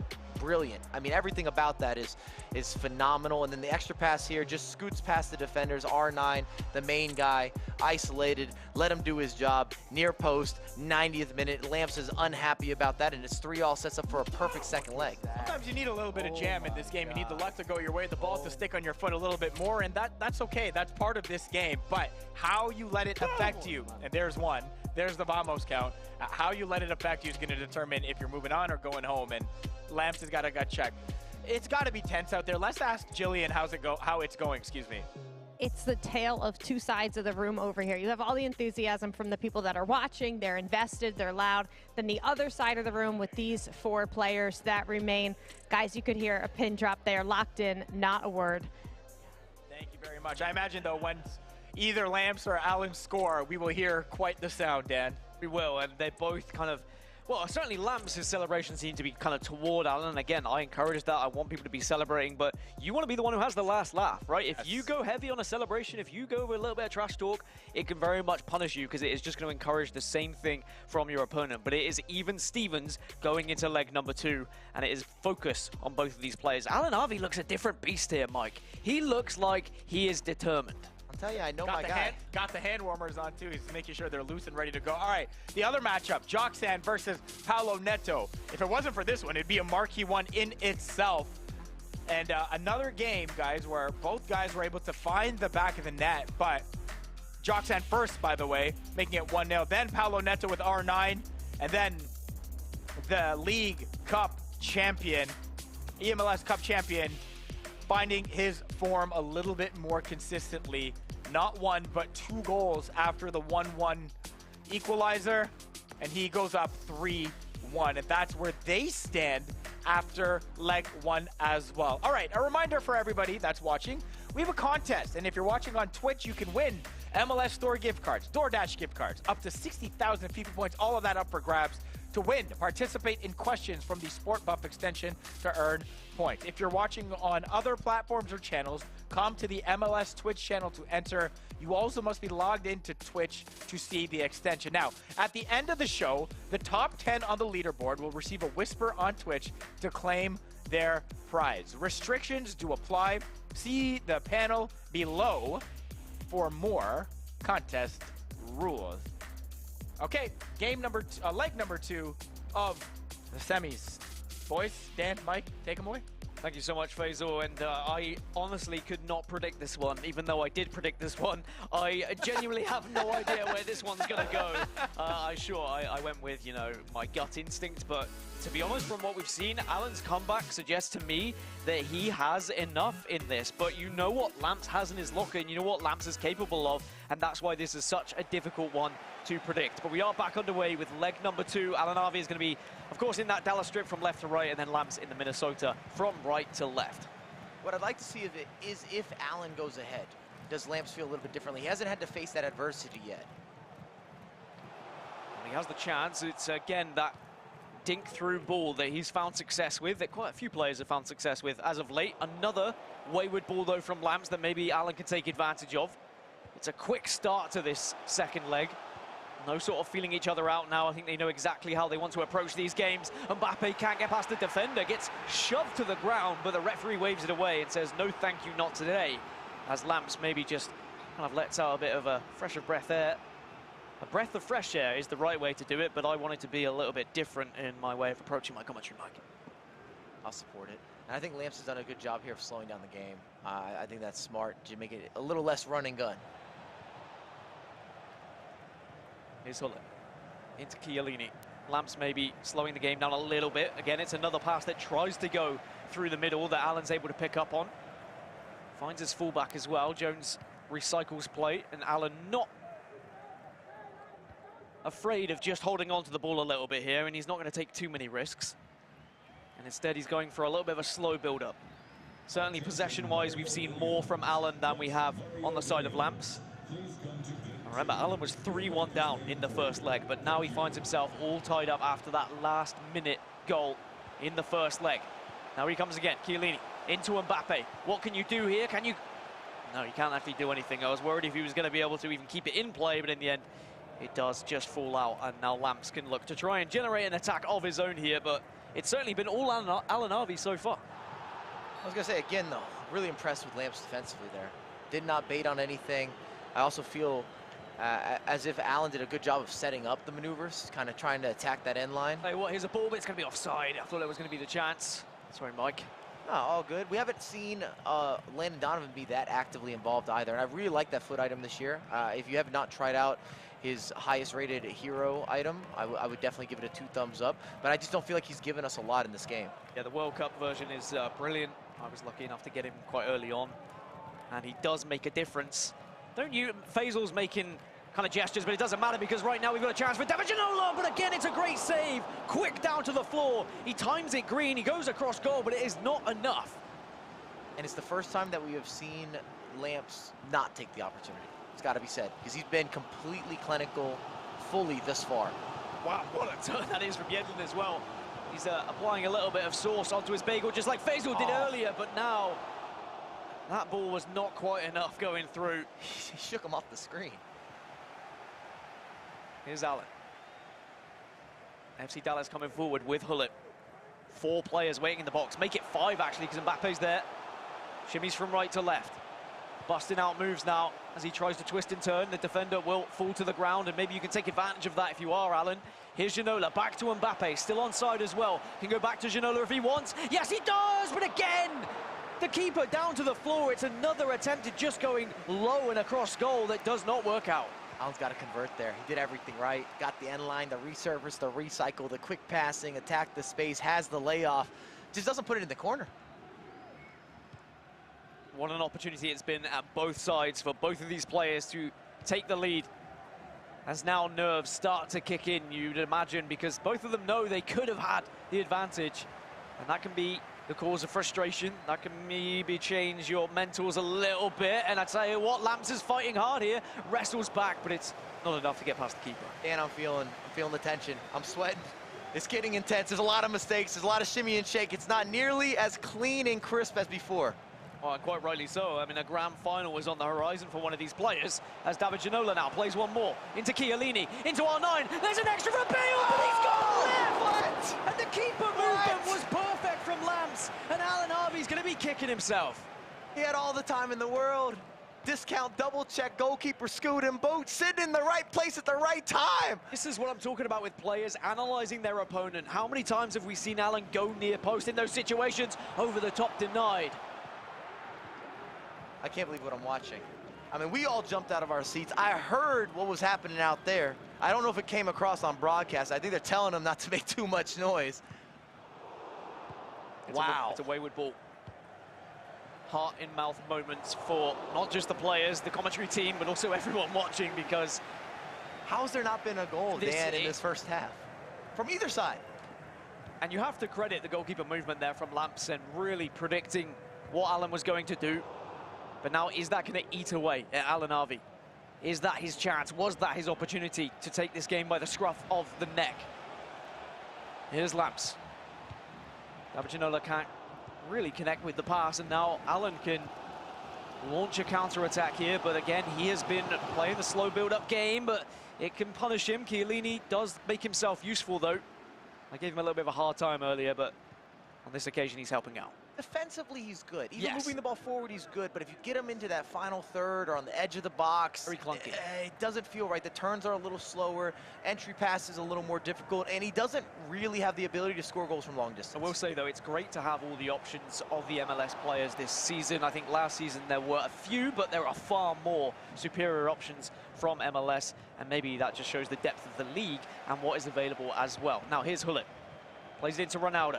Can't quite get the final ball, pressure onto Lucio, but well reacted by Lamps. And after 45, somehow, it's still 0-0, or on aggregate, 3-3 here, Mike. And again, we touched on this, but just to reiterate, if you're just tuning in now, you're not seeing the end of the era Gareth Bale because of the timelines when he was released, and the same with Team of the Year players because of the release dates, but they will be here for eMLS League Series 2. Well, elsewhere, you can see that Paulo Neto is 2-0 up. Well, he's wrapped in that game. 5-1 It's overall. 5-1 on aggregate, and maybe that game is done and dusted, and perhaps Paulo Neto from the eMLS Cup final winner, he's going to be potentially in another final. But let's have a look at a replay of just what happened earlier in this opportunity. In fact, look at the space he has, and that right-hand side of the goal was wide open. But again, it was the goalkeeper movement from Lamps and a little point to the head. Mind games. He knew full well where Alan was going with that one. As now, as we return back, Hakimi plays it back to Donovan. And we are back underway between Alan and Lamps. And it's going to be an opportunity maybe for Lamps here when we do get into the game. But both these players have impressed me so far, Mike. Indeed. Super impressed. Maybe even more impressed with Alan, not only to battle back, but just in general. I don't think he came into this tournament being a favorite. I was talking to a lot of the pros.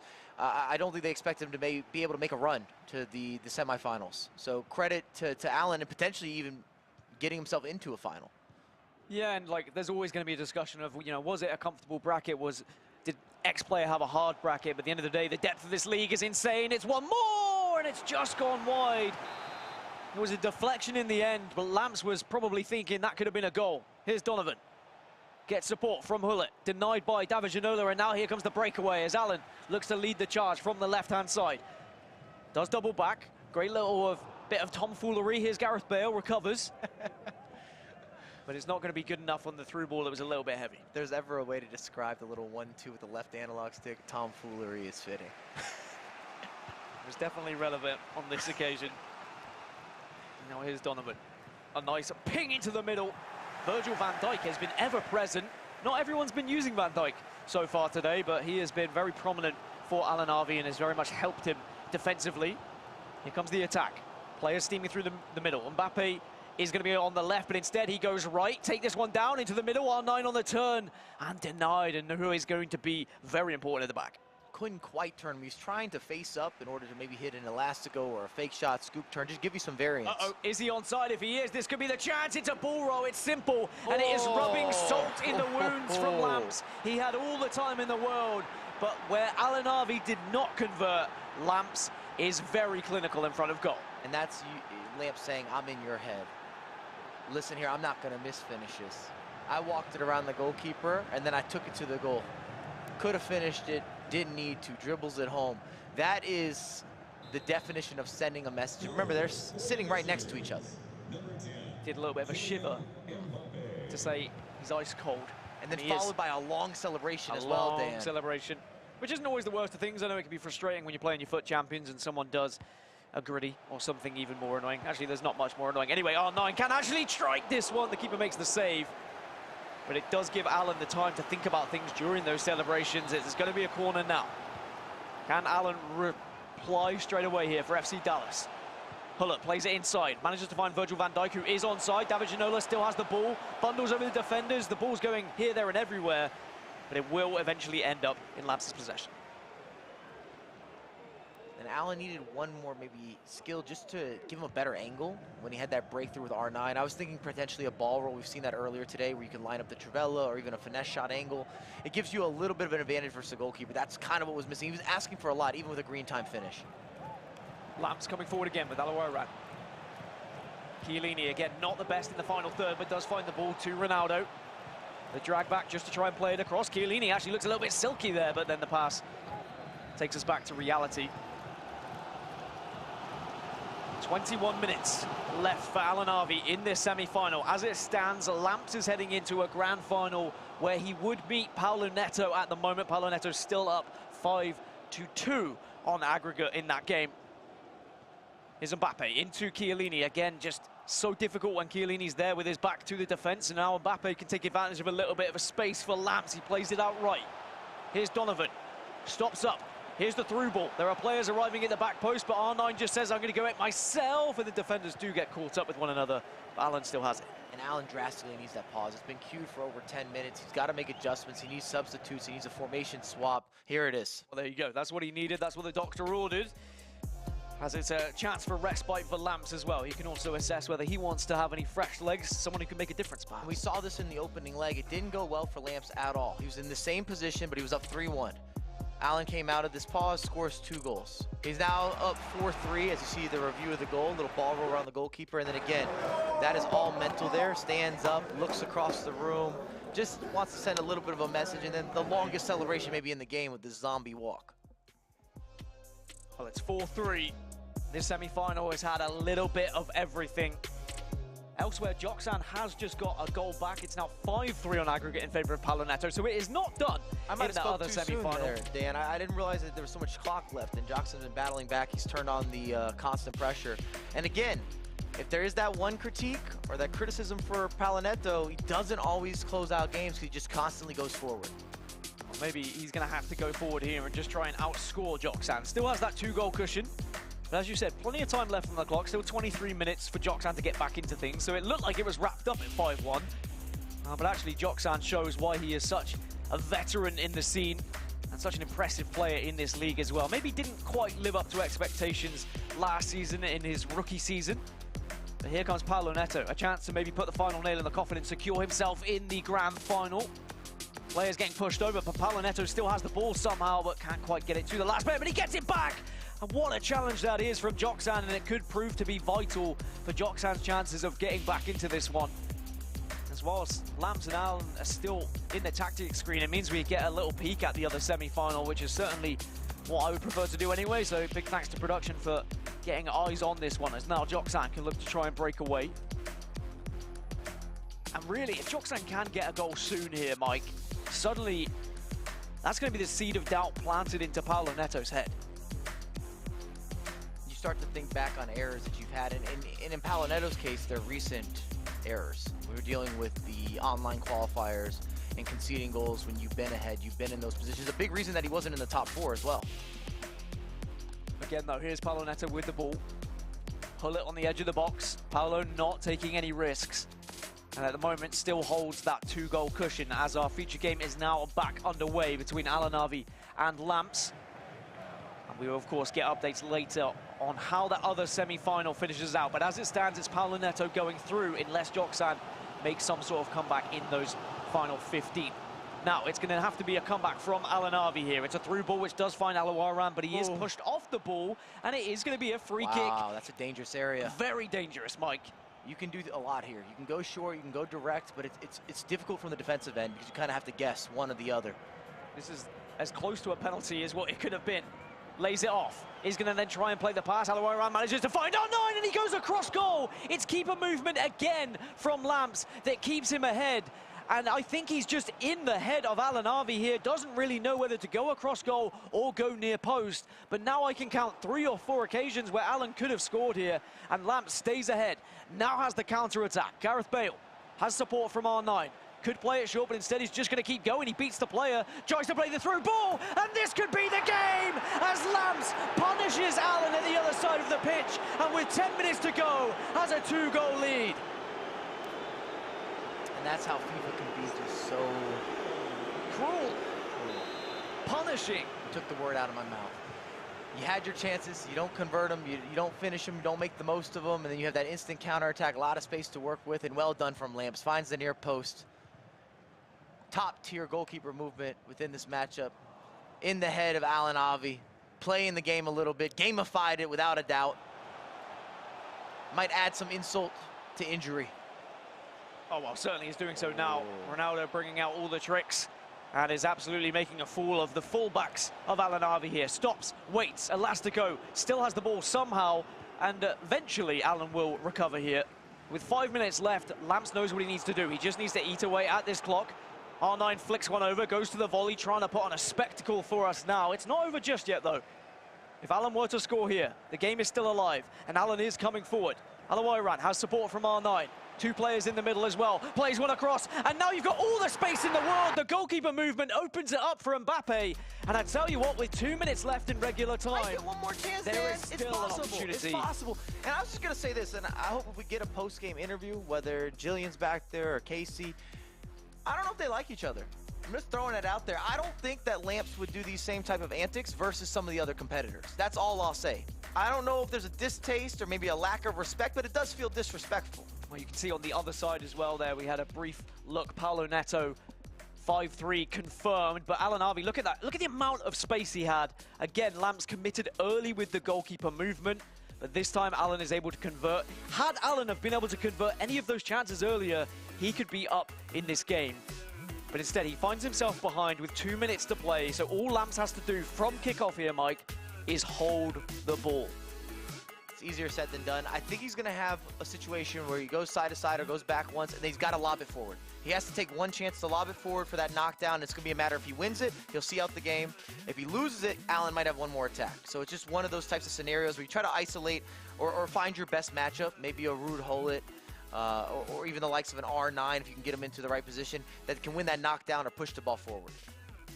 Well, Alan will be hoping for a little bit more of added on time as well. So often we just see the +1 minute. If it's a +2, dare I say it, a +3, then maybe there could be something. We're not getting a +3. I don't think I've seen a +3 in the last 2 years of FIFA, but who knows, maybe things could be changed here. As we are now back underway. Alan needs to win the ball back. Just 2 minutes left of regular time here before we get added on time. Here comes the pressure, here comes the squeeze. Hakimi, though, is the man to have. He's got so much pace. As for Lamps, he just needs to keep the ball. How much added on time have we got? We've got 2. So that means there is still an opportunity, but the skills are great here. And Alawaran gets let him out, it's done. And now that Lamps is out, this game is over. He can hold on to the ball now. Alan's not going to be able to get this one. He is not going to get a chance. And it is going to be Lamps and Minnesota heading into the grand final of League Series 1 here at the eMLS. It was a fantastic effort from AlanAvi, but just not quite enough. It was the goalkeeper movement. It was ice in the veins from Lamps. The baby goat, as Mike says, is into the grand final. And I would say maybe some light, heavy disrespect as well. If you were playing a weekend league match or a foot champs game or whatnot, I would be upset. I don't like those celebrations. I don't like how you scored the goals. I don't like how you handled it. And in this case, you're popping off right next to him. I'm just saying, I don't think he would do that against everyone in the competition. Well, Lamps isn't here to make friends. I don't have insider trading. Exactly. You also don't need friends to win these tournaments. It's not based on relationships. Yep, he's here to win trophies. Although I will say, and shout out to all of the players at eMLS, it is such a tight-knit community, and you feel very much welcome when you walk in any room with all these players. But when it comes down to crunch time and you have to sit across from someone and compete in a game of FIFA, all friendships go out of the window. And I am a big believer in anything that can get in your opponent's head. And that's exactly what we saw from Lamps. He had the very much victory all down to mental game there, I would say. Man, we had a long shot there of AlanAvi. You could just see it in his eyes, guys. There's disappointment. Mike, he's going to look back at that and regret some of those chances. The two key goaltender movements from Lamps to prevent the goal from going in. Maybe we'll get some perspective from Lamps right now on how he was able to maybe get in Alan's head. Here's Jillian standing by. Lamps, you hold on to that one. You had a calm, cool, collected look to you at the end. What's been your key today to try to compete for another one of these? I'm just trying my best to not lose my composure, even though that's kind of hard with this game. But yeah, I trust in my ability, and I just know I can win every game. So. All right, and you'll look to win the next game against Paulo Neto, a guy you know pretty well. He said League Series, World Cup. What's the key against the reigning champ? I'll just play my game. I'm not going to do anything different. Just play my game. If I play well, I'll win. So. Thanks. Thank you. Short and sweet from our guy over there. One more match, though. Ask the questions I wanted. I'm trying right now. I'm feeding. I'd say that Lamps looked at that game and he probably believes now that he can go all the way. Sure. If anyone was going to take him down in terms of like an underdog story, it was going to be AlanAvi with the momentum. But now Lamps, in his eyes, is going into this final as the favorite, regardless of the fact that we've got, the previous champion in Paulo Neto. Lamps is the #1 seed coming into this. He has been the one who has been hot on FIFA 23. Let's get to some highlights and we can talk through it a little bit more, guys, because again, there were some moments in that game where you thought it was going to go one way and obviously flipped the other way. Leg 2, Lamps and AlanAvi. It was Lamps with a chance here, and Mike, you expect him to finish. It's just been part of his storytelling. The guy finishes everything. And Alan made so many chances. The fact that he misses here, we've seen it. It's going to haunt him. There's no other way about it. You see him point to the head. Lamps with a big-time read there with the goalkeeper movement. And it wasn't the only time that we saw him move the goalkeeper and really cause problems for AlanAvi with finishing. And then just to add a little bit of a touch of salt, shall we say. Mbappe runs it into the goal, and then you have that zombie celebration. You see him stand up. I don't know who he's looking at, but it definitely felt a certain type of way in the room. Or I felt a certain type of way. I'm sitting over here, and I felt something. You felt the tension there. You felt the tension there, and then Lamps getting the job done. What we didn't see, though, Dan, was a chance from AlanAvi seconds before to equalize. And you could see it there, Lamps looking directly at Alan when he did score as well. And those kind of things do change a matchup, but it means we have our grand final set there for us. Yes, we do. It'll be Lamps versus Paulo Neto. Paulo Neto taking down Joksan. We do have some highlights from that matchup to show you as well. And anytime Paulo Neto is around, there are going to be some goals. We'll pick it up in leg 1. It was Joksan getting on the board first to make it 1-0, but then 3 goals from Paulo Neto. Oh, the extra passes, the extra movement, the cancels, and he finds himself up 2-1 at the half in leg number 1. Then the offside trap gone wrong maybe. Kylian Mbappe, a little Trabella shot, and he goes up 3-1. Okay, then to start leg number 2, R9, Rudhulit. It was probably jam done, Mike, at this point, making it 4-1, but certainly was with Bale. Look at the cancel, the move, and the goal. Again, with the canceled fake shot, it just shows you the levels that we have here with the likes of Paulo Neto. And it should be said that Joksan's going to battle back a little bit, make it interesting, because I thought it was done at this point, transparently. I thought it was a wrap, but you see a couple mistakes here. You turn on that press, extra passes made, 5-3, but it was too little too late, and Joksan wasn't really able to challenge Paulo Neto. And I said this from just watching Paulo Neto play yesterday. I was like, this guy is playing the best out of any of the competitors that I've watched. I will say I think Lamps has definitely challenged that a little bit, and it prepares us for an incredible finale. We got a guy who made it through the online qualifiers, got a bye here. Another one that had to fight through LAN on Saturday to get here as well. And that will be our final. We're going to take a quick break, though. Up next, it is exactly that, the final round here at eMLS League Series 1, presented by Coca-Cola Zero Sugar.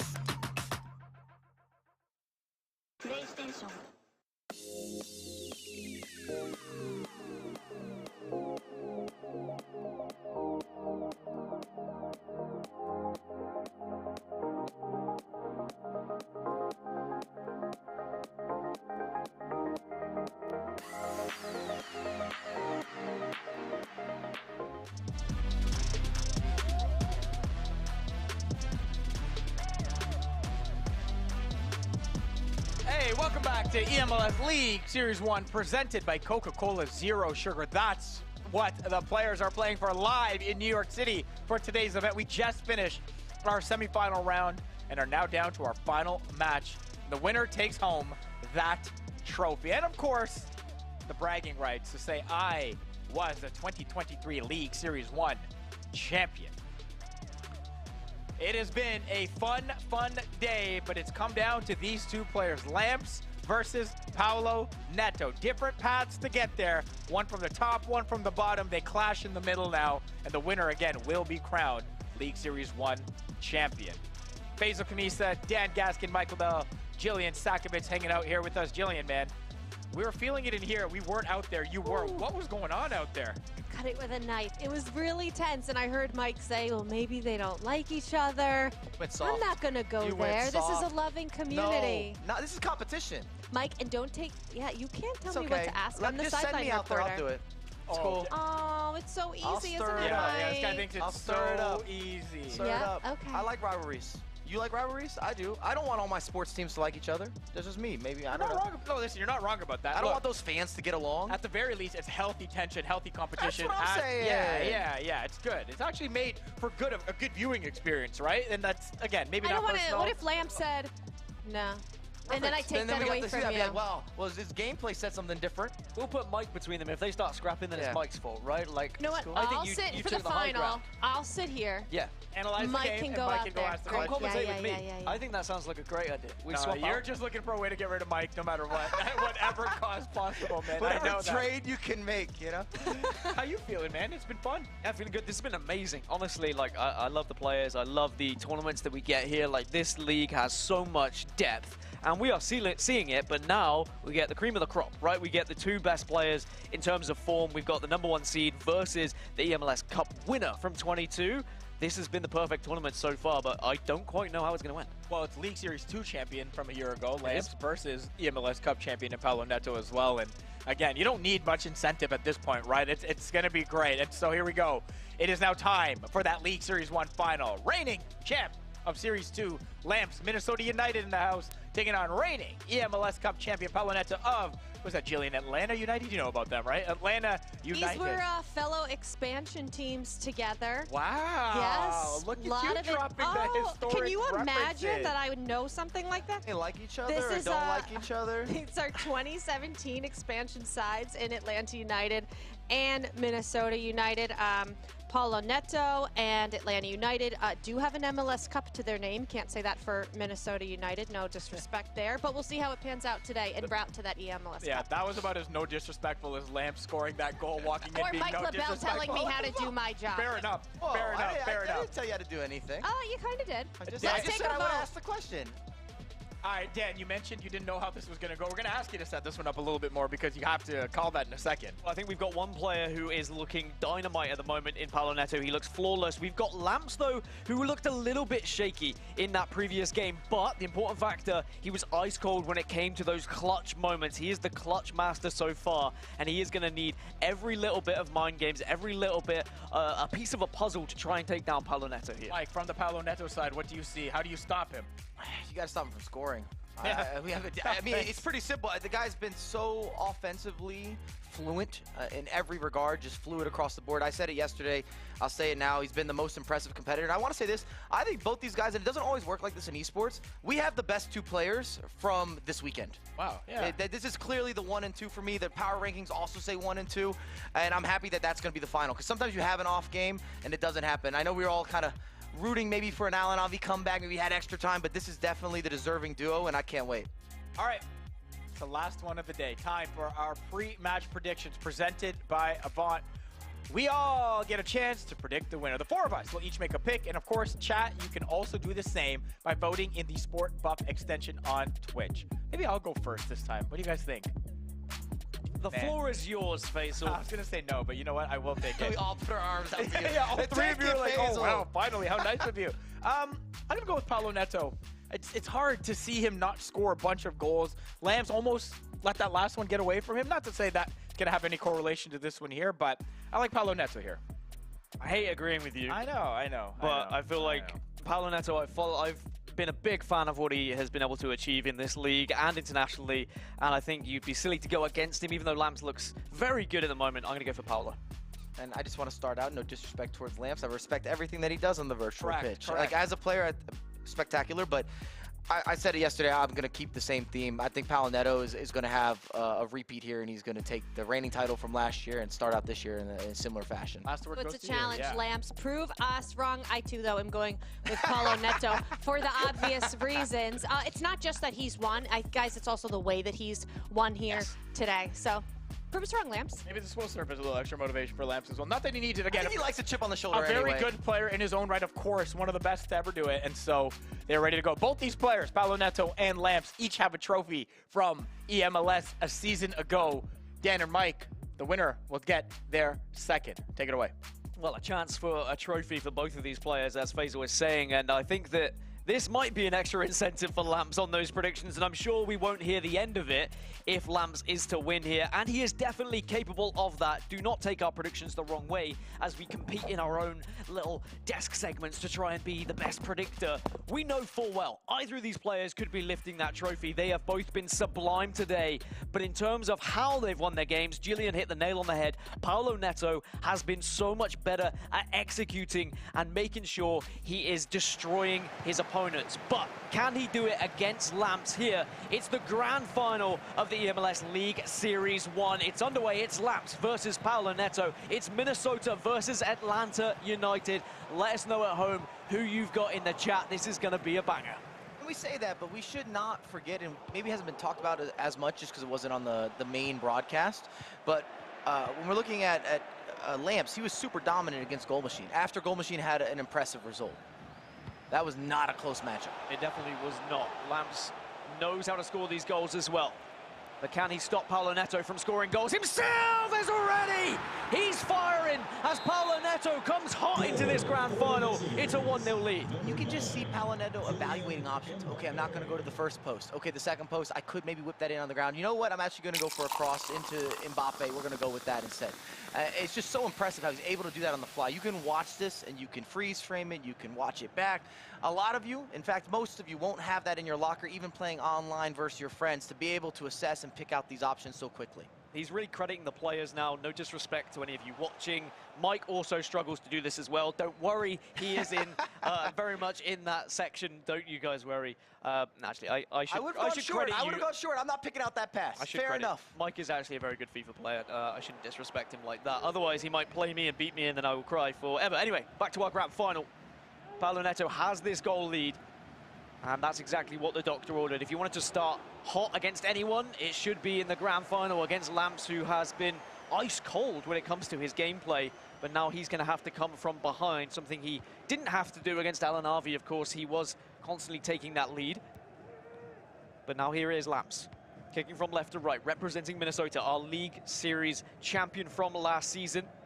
Of course, it was LS2 that he won, but now maybe he'd like to take the LS1 trophy here today in New York City. But here is the ball. Paulo Neto coming forward with Kylian Mbappe. The PSG man will be able to beat the fullback, but not beat him enough to actually get a pass away. And now Lamps can try and generate a counter. He's trying to find some sort of pullback, maybe even a light recycle. Big mistake here from Lamps. Something that we saw Lamps do against AlanAvi as well. Just a few balls he tried to play in the midfield that were cut out. Still has the ball with Yaya Toure. Does Paulo Neto. Bale into Ginola, but it's a great save. Corner just managing to get his hand away to the right-hand side and punch that one. That could have been very different. That could have been 2. And not just from the last game, but Lamps' goalkeeper movement's been the best of any of the eMLS guys. Really good job of just slightly moving the goalkeeper. And now he can punish in the other side, and Mbappe gets a second bite of the cherry, denied though by Hullet. And we saw what Lamps did against AlanAvi. It was exactly that. It was punish at one end, but now here comes the counter from Paulo Neto. Bale streaming down this left-hand side. David Ginola making a run through the middle. R9 is there as well. Instead, he tries to recycle play, but it's great defensive work from Lamps.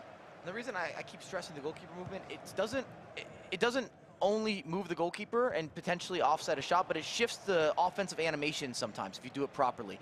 Therefore, just making it where the offensive or the attacking player no longer hits the top corner the same way that he would. Just slightly adjust sometimes the final product, and it's just built into the game if you scoot at the right time.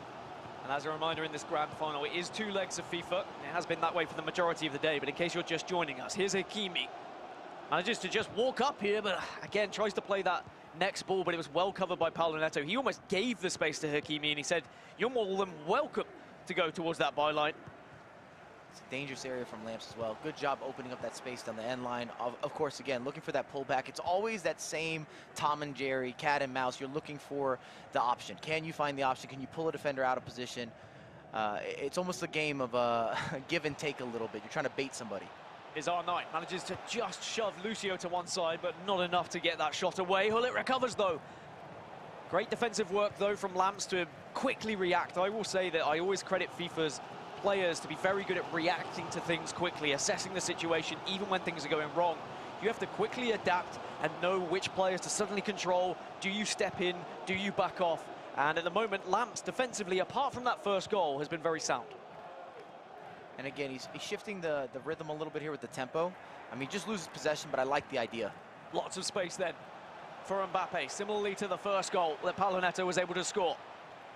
Nice little shimmy and a shake in the box, but can you get a shot away? The keeper is not able to get to that one.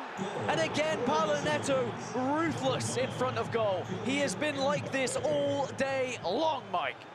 Extremely clinical, and most of you aren't doing that either. He kind of just takes his hand off the controller, and it makes it where he can kind of analyze again and project and be able to figure out what kind of skill do I want to do. And in this case, no skill, kind of just walks forward effortlessly, if time green, of course, with the finish, and hits the back of the net.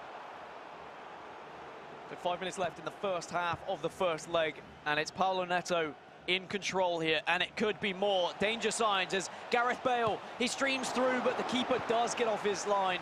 And maybe just a lack of confidence in Gareth Bale there. I feel like if you're through with one of the big hitters, maybe you do something a little bit different, but Mbappe, he's a big hitter, as he can't quite hit it big enough. I think he got caught between two minds. Should I pass it? Should I go for goal? Kind of goes for a half-hearted chip and doesn't get over the goalkeeper. Paulo Neto very much knocking on the door. He's opened the door at this point. He's walked in, he's made himself a cup of tea. He's sitting down at the sofa, and Lams needs to kick him out. He's about to make an offer on the apartment. Lams needs to kick him out. He needs to evict this man, because otherwise Paulo Neto is going to make himself at home. And he is going to dominate this grand final, because he looks so flawless when he is going forward. And again, here he comes with Gareth Bale. This time he's denied. Can Lams get one last chance before half-time? No, he cannot. So after 45 of the first leg, it's 2-0 to Paulo Neto, and it's looked pretty easy breezy for him, Mike. It's easy for us to sit here and say that. His offense is just so overwhelming. Every player that goes forward is always used. There's a lot of quick passing. Even when he's sending the runners or he's pulling them back, they're pulling the defenders, they're pulling the midfielders, and he's making it look like another day in the office, but it's just so much more complex and complicated when it comes to some of these intricacies, and that's why nobody's been able to stop Paulo Neto. It was a quick-fire goal with Kylian Mbappe converting the first. There was more chances then for Paulo Neto. Lams did have an opportunity to convert after a little bit of goalkeeper movement.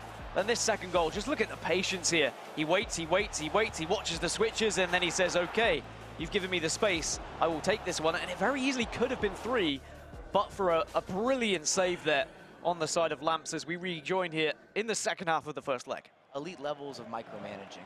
That's what you're dealing with there, where he's watching the defenders, he's watching the attackers, he's doing skill moves, he's moving runners. How many things can you do at one time? Simultaneous genius. So our eMLS Cup champion in Paulo Neto is looking to try and then go and win LS1 of the next season. But Lams wants to try and ruin that story. He wants to try and get a LS victory once more, but again, he's going to be denied. And it's hard to be consistent across several games of FIFA, right? The change from 22 to 23, we might have seen a change of the guard. We might have seen a change of who's at the top. As here's Lams! It's timed green, but it's not good enough. I like that attempt, going for the near post, time green again. Looks dangerous from the corner kick, a lot of options, top of the box. Still has it, still has a chance, but now Hullet and Ginola, they pile up together to win that ball back like a tag team at Royal Rumble last night. And we will see now Paulo Neto just play this one a little bit safe. He goes for the recycle play. It's triangles. It's simple football. It's beautiful football. But can you convert in the final third? Still has it. Mbappe looks dangerous. Paulo Neto, always dangerous. He waits patiently again, sizes up the keeper, but this time it's a save, and Lams can breathe. And in those circumstances, often you're trying to do the unexpected. I don't know if I love the La Croqueta. It's a tough angle to score from. But again, I don't think that Lams could anticipate it. Here's Paulo with Bale. Bale hasn't been able to put the ball in the back of the net in this game, but maybe could play it across. Instead, it's going out for a corner. And Lams needs to regain a little bit of control here. He's given far too much space to Paulo Neto. Here's R9. Plays one to the back post. The header's not perfect. And in fact, it's good defending from Lams. And he had the short layoff there, but another big giveaway from Lams. Keeps happening. Lams just trying to force that ball through the middle. And that is one hell of a... Oh my goodness. You want to talk about swerving and curving and trajectory and understanding the gameplay, the mechanics, the meta. That is spectacular. There's nothing you could say other than you're impressed when you're whipping in across. They call it the German cross, actually. Not because of Inrasik, but we've seen that in that community in Europe, and he's able to implement it just perfectly. As we have Paulo Neto on the ball, it's going to come down to, can Lams be able to get something on the board to give himself a little lifeline going into the second leg?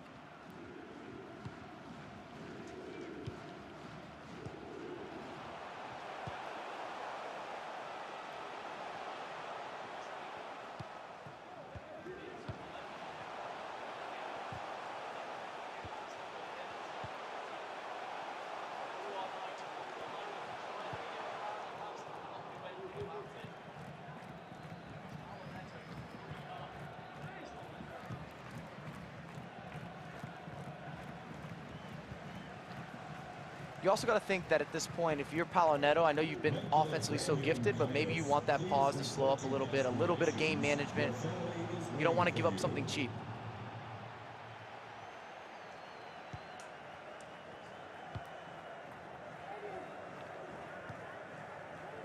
We've got Paulo Neto here, looking for options, trying to assess those options.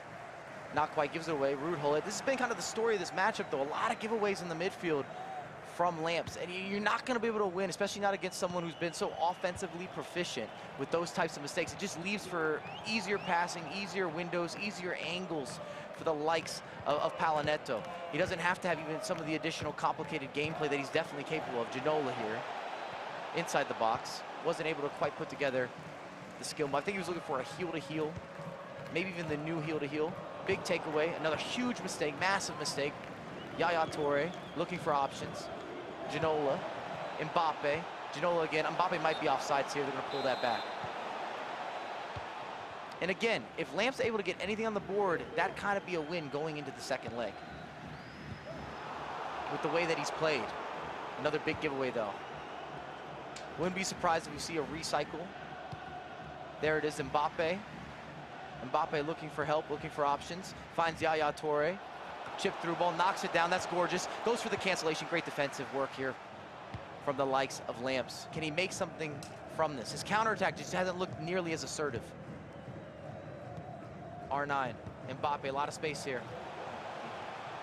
Pull it back. Goes direct. I'm a little bit surprised there. You need that extra step, that extra skill move.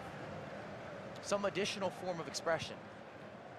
And apologies for that, Mike. I'm back now, but in all of that play, it has been Paulo Neto, again, just holding on to this one. It's been very professional from him. It's been making sure he's holding on to this 3-goal lead to go in to the second leg.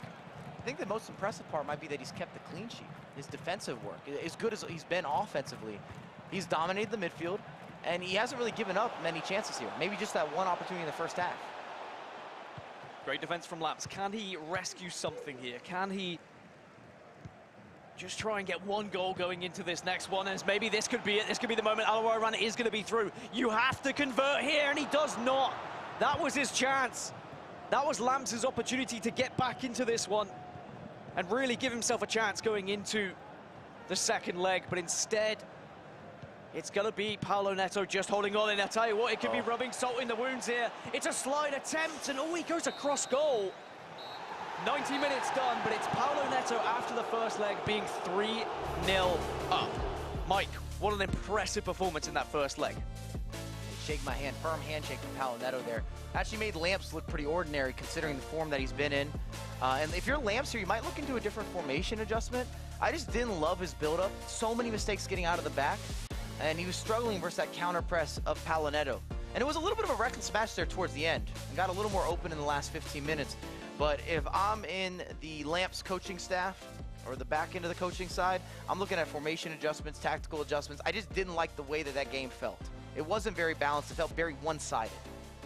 Yeah, I think it was one of those games where Paulo Neto was just so quickly out of the blocks that for Lamps, he wasn't really able to get back into things, and he wasn't able to keep up with the pace of Paulo Neto. But that doesn't mean that Lamps is out of the equation here, right? He is still going to have an opportunity in this second leg as Faisal. I think you're going to join us here and a little bit of an input. Thank you very much. I'm happy to join you guys here right now. That was a good game. That was a good game. It's not overly as dominant maybe as the scoreline suggested, although how do you stop Paulo Neto? That's exactly what we're saying. But Lamps had his chances, and you wonder now, one leg to go, is he in his own head a little bit? You saw him get ejected a little bit as well. You said he has to score here at the end, and he doesn't, but there's still another game to go through here. Let's go through some of these highlights, Dan and Mike, and see if we can identify how Lamps can change things up. It's Paulo Neto. Oh, some space for Mbappe. I don't know. The defender's getting caught in no man's land there, Mike. That happens sometimes. You just don't see that direct cross from that angle that often. And credit to Paulo Neto. It worked. You see some skill moves here. This is beautiful. He just barely takes the space, baits everyone out of position. They're looking for additional passes.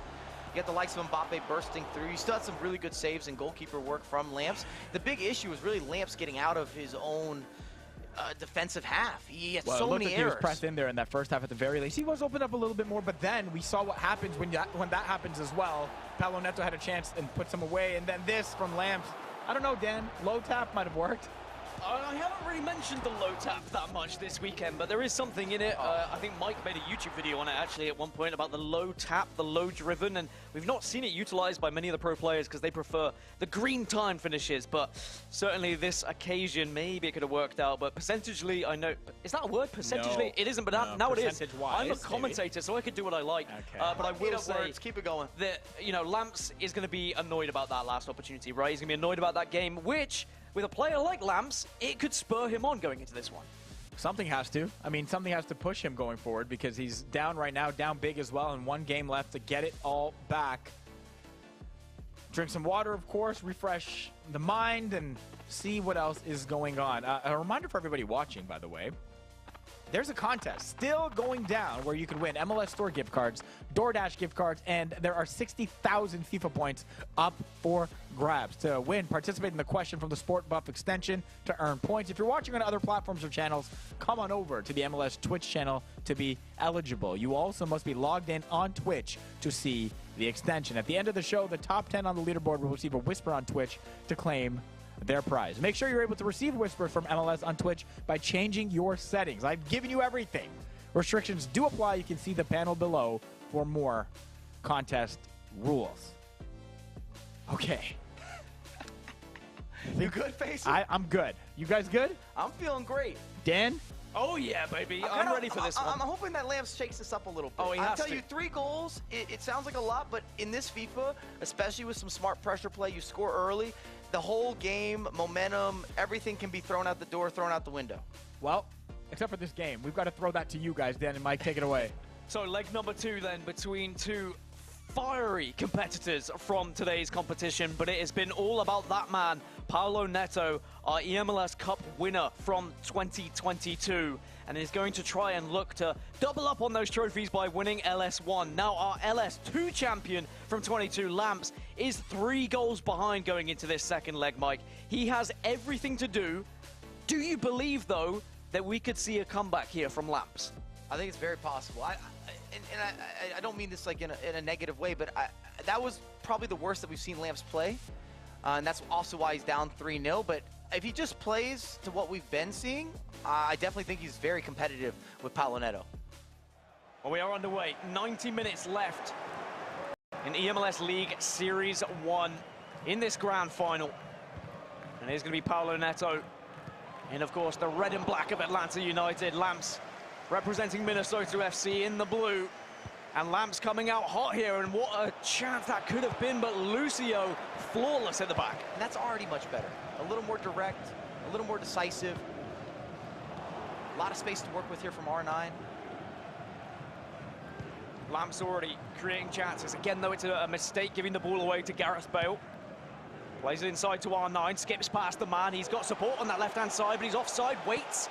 He's patient, he saw it. Paulo Neto, very clever, very intricate in everything that he tries to plan. Fires one into R9, but can't get past the defender. And Lamps, he just about holds on. As long as Lamps gets rid of some of these mistakes out of the midfield here, make the opportunities. It's not as if Paulo Neto's been having a lot of clean sheets. That was his first clean sheet, I think, of the tournament. Which is impressive, I think, against a player like Lamps as well, who has been so good in front of goal. To keep that clean sheet is going to do wonders for Paulo Neto's confidence, but you have to still push on. You can't afford just to let things roll here. You try and pile on the pressure, you try and add goals. You don't just sit back and allow Lamps to dictate the pace of this game. And there has been opportunities for Paulo Neto, but mostly it's been Lamps who's had the possession. Here he is again. Ronaldo has support on the right. Will utilize that support as well. Here's Hakimi. There are options in the middle. R9, heel to heel, should get the shot away, but it's another save. And Lamps again unable to convert here. And this is where frustration starts to kick in as the keeper is worth his weight in gold. He needs one of those. I love his utilization of that new skill with the heel-to-heel roll. 4-star skill, just gives you a bit of a different animation. Reminds me of the La Croquette if you go back to FIFA 19 days to a certain degree. It kind of shifts very quickly, and you can pass out of it halfway. You've got some different options to add some variety into the mix-ups. We don't want to remind you too much of FIFA 19, Mike. I know you weren't. It wasn't your best of years. I wasn't at my best in FIFA 19. Yeah, let's move forward. Maybe the Croqueta was one of the reasons why, or it could have been the El Tornado. There were many a reason. Anyway, here we go. Paulo Neto with Mbappe. Tried to go for a little bit of a Travella shot there, maybe to try and catch Lamps off guard, but here's the counter. Denied, but quickly retrieved by David Ginola. Could play the ball through the middle, decides to hold on just for a little more. Pull it, tries to play the ball through Yaya Toure. There has been some questionable passes, I will say it. I don't know whether that's just down to player error or Lamps' error, but definitely something he'll look back on and maybe be a bit frustrated by, as on the right-hand side, again, Lucio is proving why he's been so important and a staple in the defense here. They're just unnecessary inaccuracies when you're looking at some of these midfield giveaways, because a lot of times he's not under heavy amounts of pressure either, so it's almost rushed a little bit going forward. Here's Mbappe. Yedlin there for support. 25 minutes gone in this second leg. Are we going to see Paulo Neto just try and kill the game off a little bit, try and run the clock down here or there? A two-legged affair. When you go into the second leg with a 3-0 lead, it can certainly change things, as now Mbappe retrieves it for Lamps. Counter is there and available. R9 making the run on the right. Instead, he goes back. Here's Hullet. Lamps, can he work a goal? Can he work his way through this defense? Again, tries to play through the player, and Mbappe denies. And Lamps just hasn't been able to get anything, and now on the other side, Mbappe is through, and this could be 4. He steps over, and the keeper brings him down. It's going to be a penalty. And Paulo Neto now has an opportunity to make it 4. Lamps, does he have ice in the veins? He went the right way, but Paulo Neto smashes it into the top corner. What a cancellation. To be there in the 1v1, a little skill move with the fake shot, walks around the goalkeeper, forces him to take it down, or take him down. Paulo Neto bond over here with the license to skill. Well, Paulo Neto. He's been so dominant throughout the entirety of today, and in this grand final, it's more of the same. It's another day in the office for him. 4-0 on aggregate. And now here's Kylian Mbappe, maybe to add extra insult to injury. Plays one back to Ginola. It's an extra pass. It's absolutely magic from Paulo Neto. He's just a FIFA artiste. He has everything going forward. True onslaught of weapons and opportunities and just tools.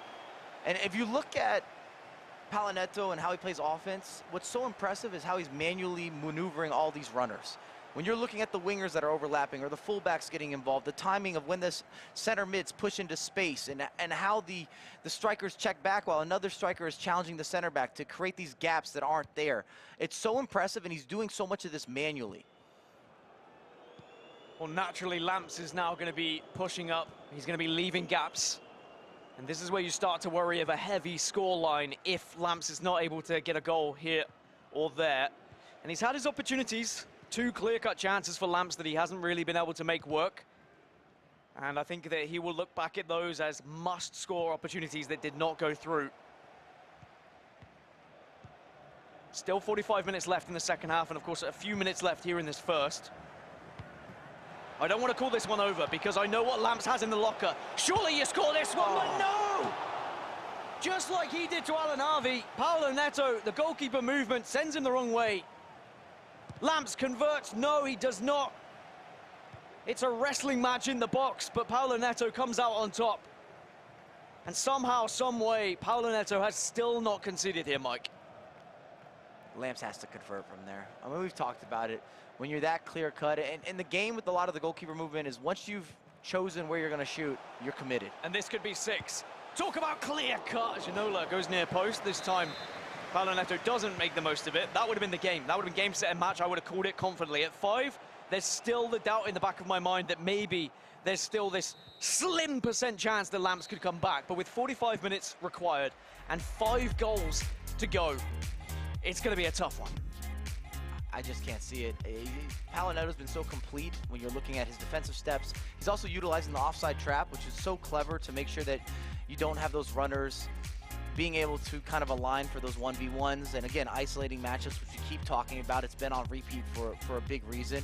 And I've just been impressed with everything that Paulo Neto's really been able to offer. He's played a perfect final. You say it's a professional performance. I agree with you. I co-sign it. I mean, he's had the expertise or the specialist in all ways. Wow, what a performance it's been in this grand final from Paulo Neto. 5-0 on aggregate. Is this one sewn up? Should we already be writing his name on the trophy? Or is there still something here for Lamps? Times it red. And maybe pressure and frustration starting to be a big factor here for Lamps. A goal there and maybe it could have opened up the floodgates. It could have changed things. Here's R9, plays one in. Can't get the assistance, can't get the support, and now every single time that Paulo Neto wins this ball, there is going to be a counter-attack opportunity because Lamps is going to be throwing everything forward.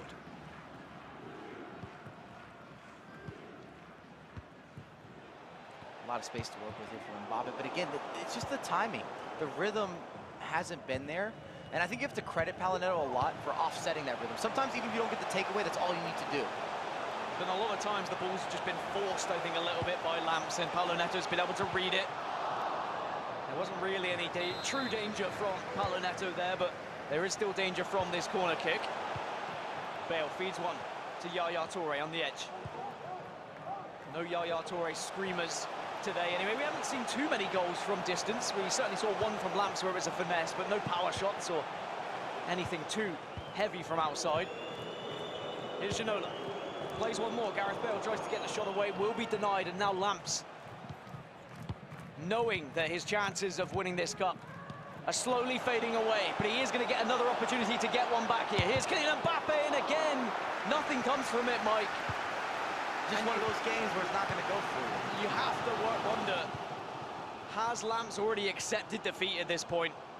He timed it green, but just could not beat the keeper. And I think we'll be hearing stories from Lamps about this game for time to come. But here's Mbappe, plays one inside. Again, can't get that ball through. Nothing seems to be going his way. And the clock's become his worst enemy. I just don't think there's enough time. The challenge with 5 goals is already massive. But when you're dealing with the clock ticking down, you have to score a goal every time you touch the ball, basically. And Paulo Neto will know that, and Paulo Neto will try and take advantage of as much space as he's got. He'll be eating away at that clock, and Paulo Neto maybe will even start thinking about lifting a trophy once more. It really is incredible to see his consistency from FIFA 22 into FIFA 23. Here's Gareth Bale.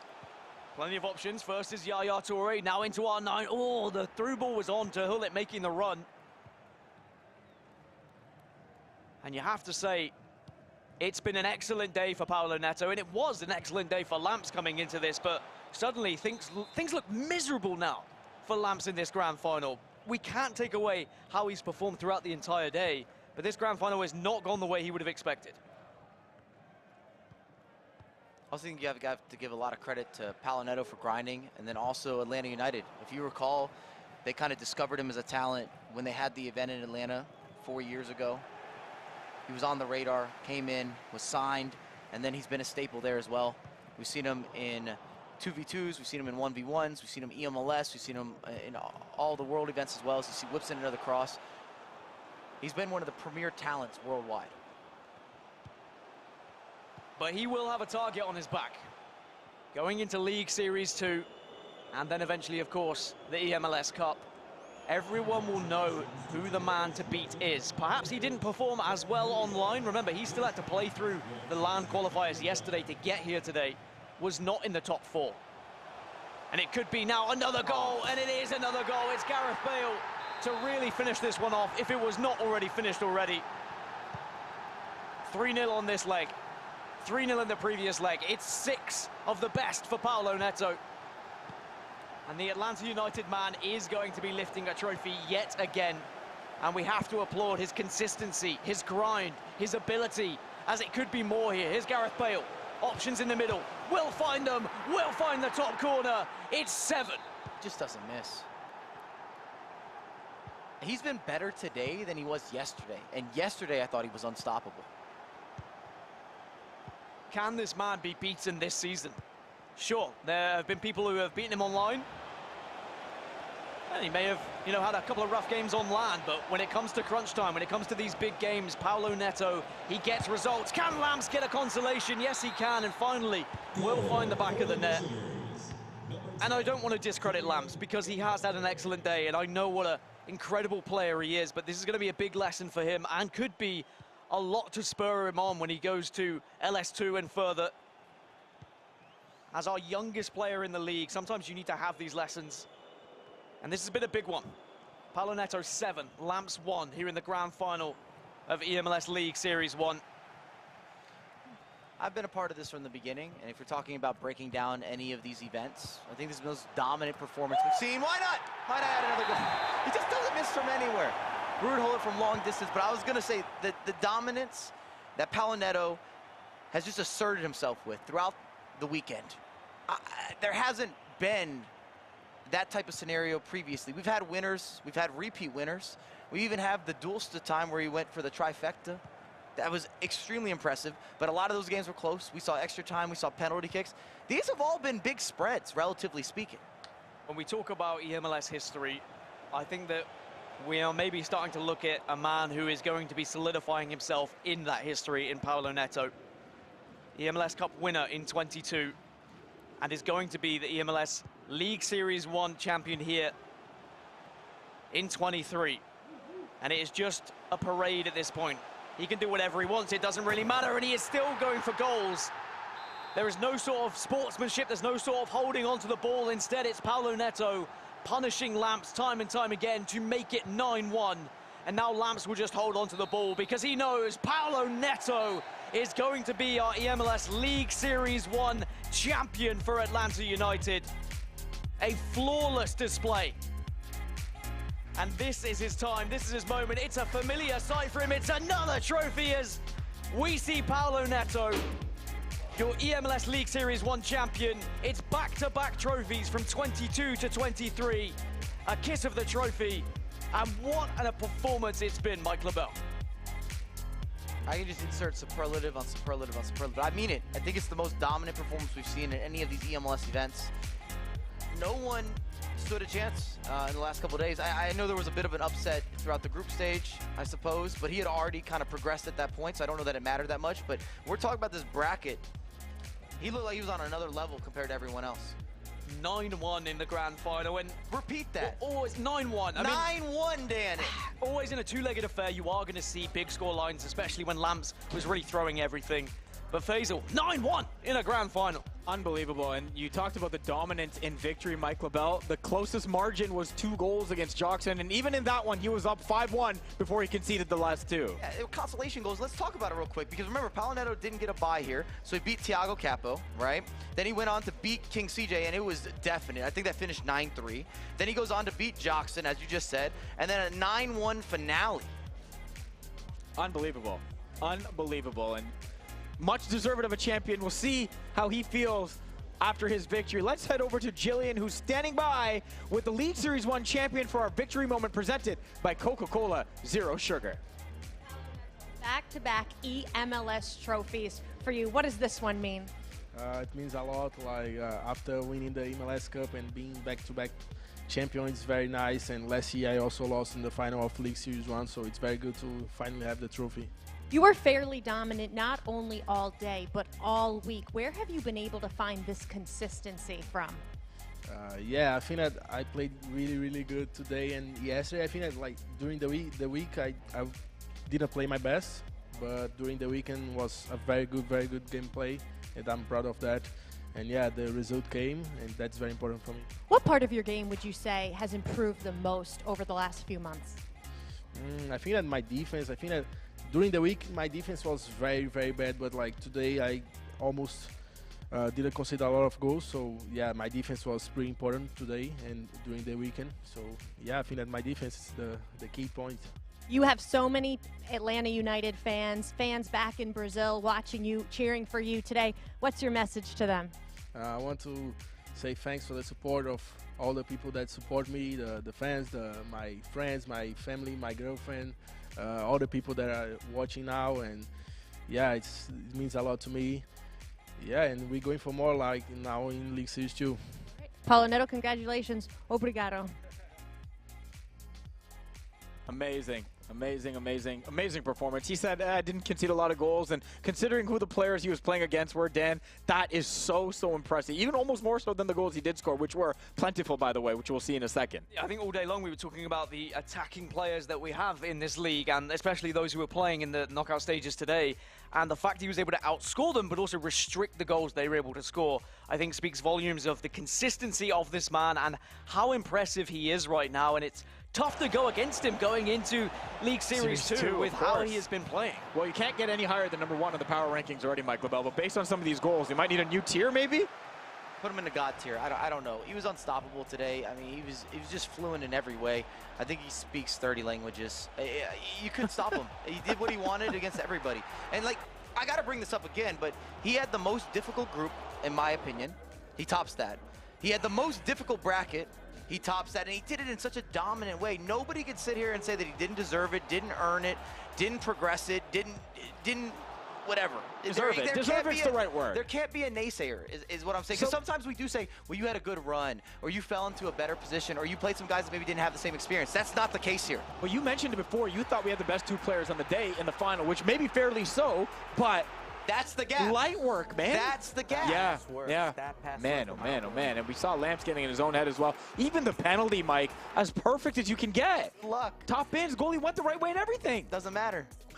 Nothing really did. Nothing really did. And so maybe there are people at home watching this for the first time and they don't understand the difference between playing online versus playing LAN. Can you maybe talk us through some of the differences there and what made this a lot more dominant than the qualifiers? Because again, he had to go through LAN Saturday to even make it here. There's definitely a different feel playing next to somebody. You obviously don't have any connectivity issues. Right. That's everybody thing then, right? Everybody knows that it's going to be as responsive as it can be. But being in a room, we're in a studio here, multiple rooms in a studio. Just walking in that, you feel the pressure. And yet alone, if you get into an arena or a stadium, I know you and I do a lot of esports events. It's different. And then you have your coach behind you, you have your team manager, you have your sponsors, your brands. There's so much pressure in this room. And then what if things don't go to the plan? Yeah. What if you have to do that reset in that moment? Yeah. How are you going to adjust? How are you going to pivot? It's funny, man. Like talking to a lot of the players over the last few years, the biggest adjustment they all hope to make year by year is getting a little bit mentally stronger. We heard Lamp say post, semifinal when he said, I hope I don't get in my own head. I hope I'm just clear. And you know what? This game, you can fall victim to that pretty easily. But the very, very good ones, the very best of them, Dan, are the ones who are able to block out some of that noise. Yeah, and Paulo Neto is one of the best, if not the best, when it comes to his focus. You can see that when he concedes a goal, when he scores a goal, it doesn't change. Like, this man is just completely eye on the prize, knows exactly what he wants to achieve, and he was so clinical in front of goal. Something that Lamps lacked in that grand final was being able to convert those goals. On another day, I think Lamps scores 4 or 5 there, but just today was not his day. Well, we talk about all the goals, of course, but Paulo Neto also serving them nicely as well. There were so many great assists, but let's look at the delivery of the day presented by DoorDash. Mike, we need you to break this one down for us. I already know the goal that we're going to look at. I'm sure it's going to be an upcoming cross, and it is just a thing of pure beauty. You didn't see it coming. Here we go. Yedlin whips it in. Yaya Torre taps it home, and again, another day in the office. Look at Yaya's run. Look at the run. He's triggering those runs. That's what I keep saying is a lot of players look open, but they're open because of what Paulo Neto's doing. It's just incredible. It's really incredible. I'm glad that I didn't have to play him. I don't want to play him in a friendly. I don't want to. I want to touch a controller near Paulo Neto because you take the cake. You deserve everything that's coming to you. It's frightening that his interview with you, he said, well, I'm looking forward to like next League Series 2. We're continuing this form. I was like, I don't want to hear that if I'm a competitor. He's so composed, and I feel like that's the part of his game that we've seen improve so much is that he's so composed and he's ready and he's so confident. He's aged at 20. Yeah, no kidding. Oh my gosh. He's an aged veteran. No. 4 years in the game at 20. It was a day full of great moments. Let's go inside the headset presented by JLab for all the sights and sounds from League Series 1. But you are right. Just think I can't insure these leads. If you had an insurance company, I would not sign up to it. That is for certain, Mike LaBelle. 5-2. Vamos! Come on! Yes! Oh. But can he stop Paulo Neto from scoring goals himself? Is already! He's firing as Paulo Neto comes hot into this grand final. It's a 1-0 lead. There are options in the middle. R9 heel to heel, should get the shot away, but it's another save. and has an opportunity to make it 4. Lamps, does he have ice in the veins? He went the right way, but Paulo Neto smashes it into the top corner. What a cancellation. To be there in the 1v1, a little skill move with the fake shot, walks around the goalkeeper, forces him to take it down, or take him down. Paulo Neto. Dan, you're good at this. I got goosebumps listening to you That's back, fun. man. You're excellent. Sounded that good. Now I know. He's too busy listening to himself. That's the problem. No, that's it. We can just leave it. Yeah. We're gassing you up. Sorry, gassing you up. Yeah, Joe 101. I like that. Feels like it's almost time to go. Jillian, your thoughts on the day? I think that AlanAvi, when we spoke to him, said it best, that the competition and the depth this year is just incredible. And someone out there commented, wow, that got really intense. So I can't wait to see now kind of what evolves, rivalries for League Series 2. Friendly or not, it's good. It's good to have the tension. It's good to have competitors. It's good to have rivalries. It's what makes sports, Mike. I think it's going to be the league against Paulo. I think that's what we're going to see. Where we're at right now? Yep, that's what I think is going to happen. Closing remark, Mike? Good luck to the rest of the competitors. I never seen such a dominant performance. Man, come on. For Mike to be that speechless is baffling. No games today did Paulo Neto lose by 1 goal, all 2+ goals. 2+. Even, we mentioned it. Even the one that he won by 2, he was up 5-1. He gave a couple in that goals one. at the end. He just like, you know what? Let me just give you. Here Here you go. Dan, your thoughts? If Paulo dominating that much shuts him up, then I want it to happen more often because we need Mike to talk less. But as closing remarks, I love this league. I love the players. Like everyone's so friendly. I love everything about it, and I can't wait to be back for LS2. Our predictions were all right. For that final, at the very least. At the very least, we got one united prediction together, guys. But there's going to be rivalries between us as well, because we're not done here. Of course, you already know, while that does do it for us here at eMLS League Series 1, presented by Coca-Cola Zero Sugar, we do have 2 more events this season. Just under 2 weeks' time, we're all back here for League Series 2 online qualifiers, February 7th and 8th. Starting at 6 p.m. Eastern Time. Those are streamed live on club channels. Then it's the group stage, February 11th, starting at 12:30 p.m. Eastern Time on the club channels as well. We are back here Sunday, February 12th for League Series 2.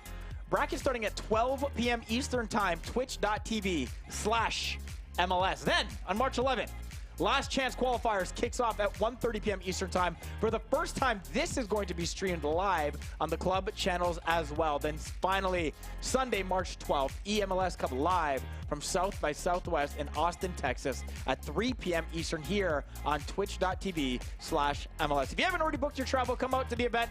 It was so fun last time. It's going to be a jam-packed FIFA weekend. And if you can't make it, of course, you already know to follow our Twitch channel to get alerts when we go live. That's going to do it.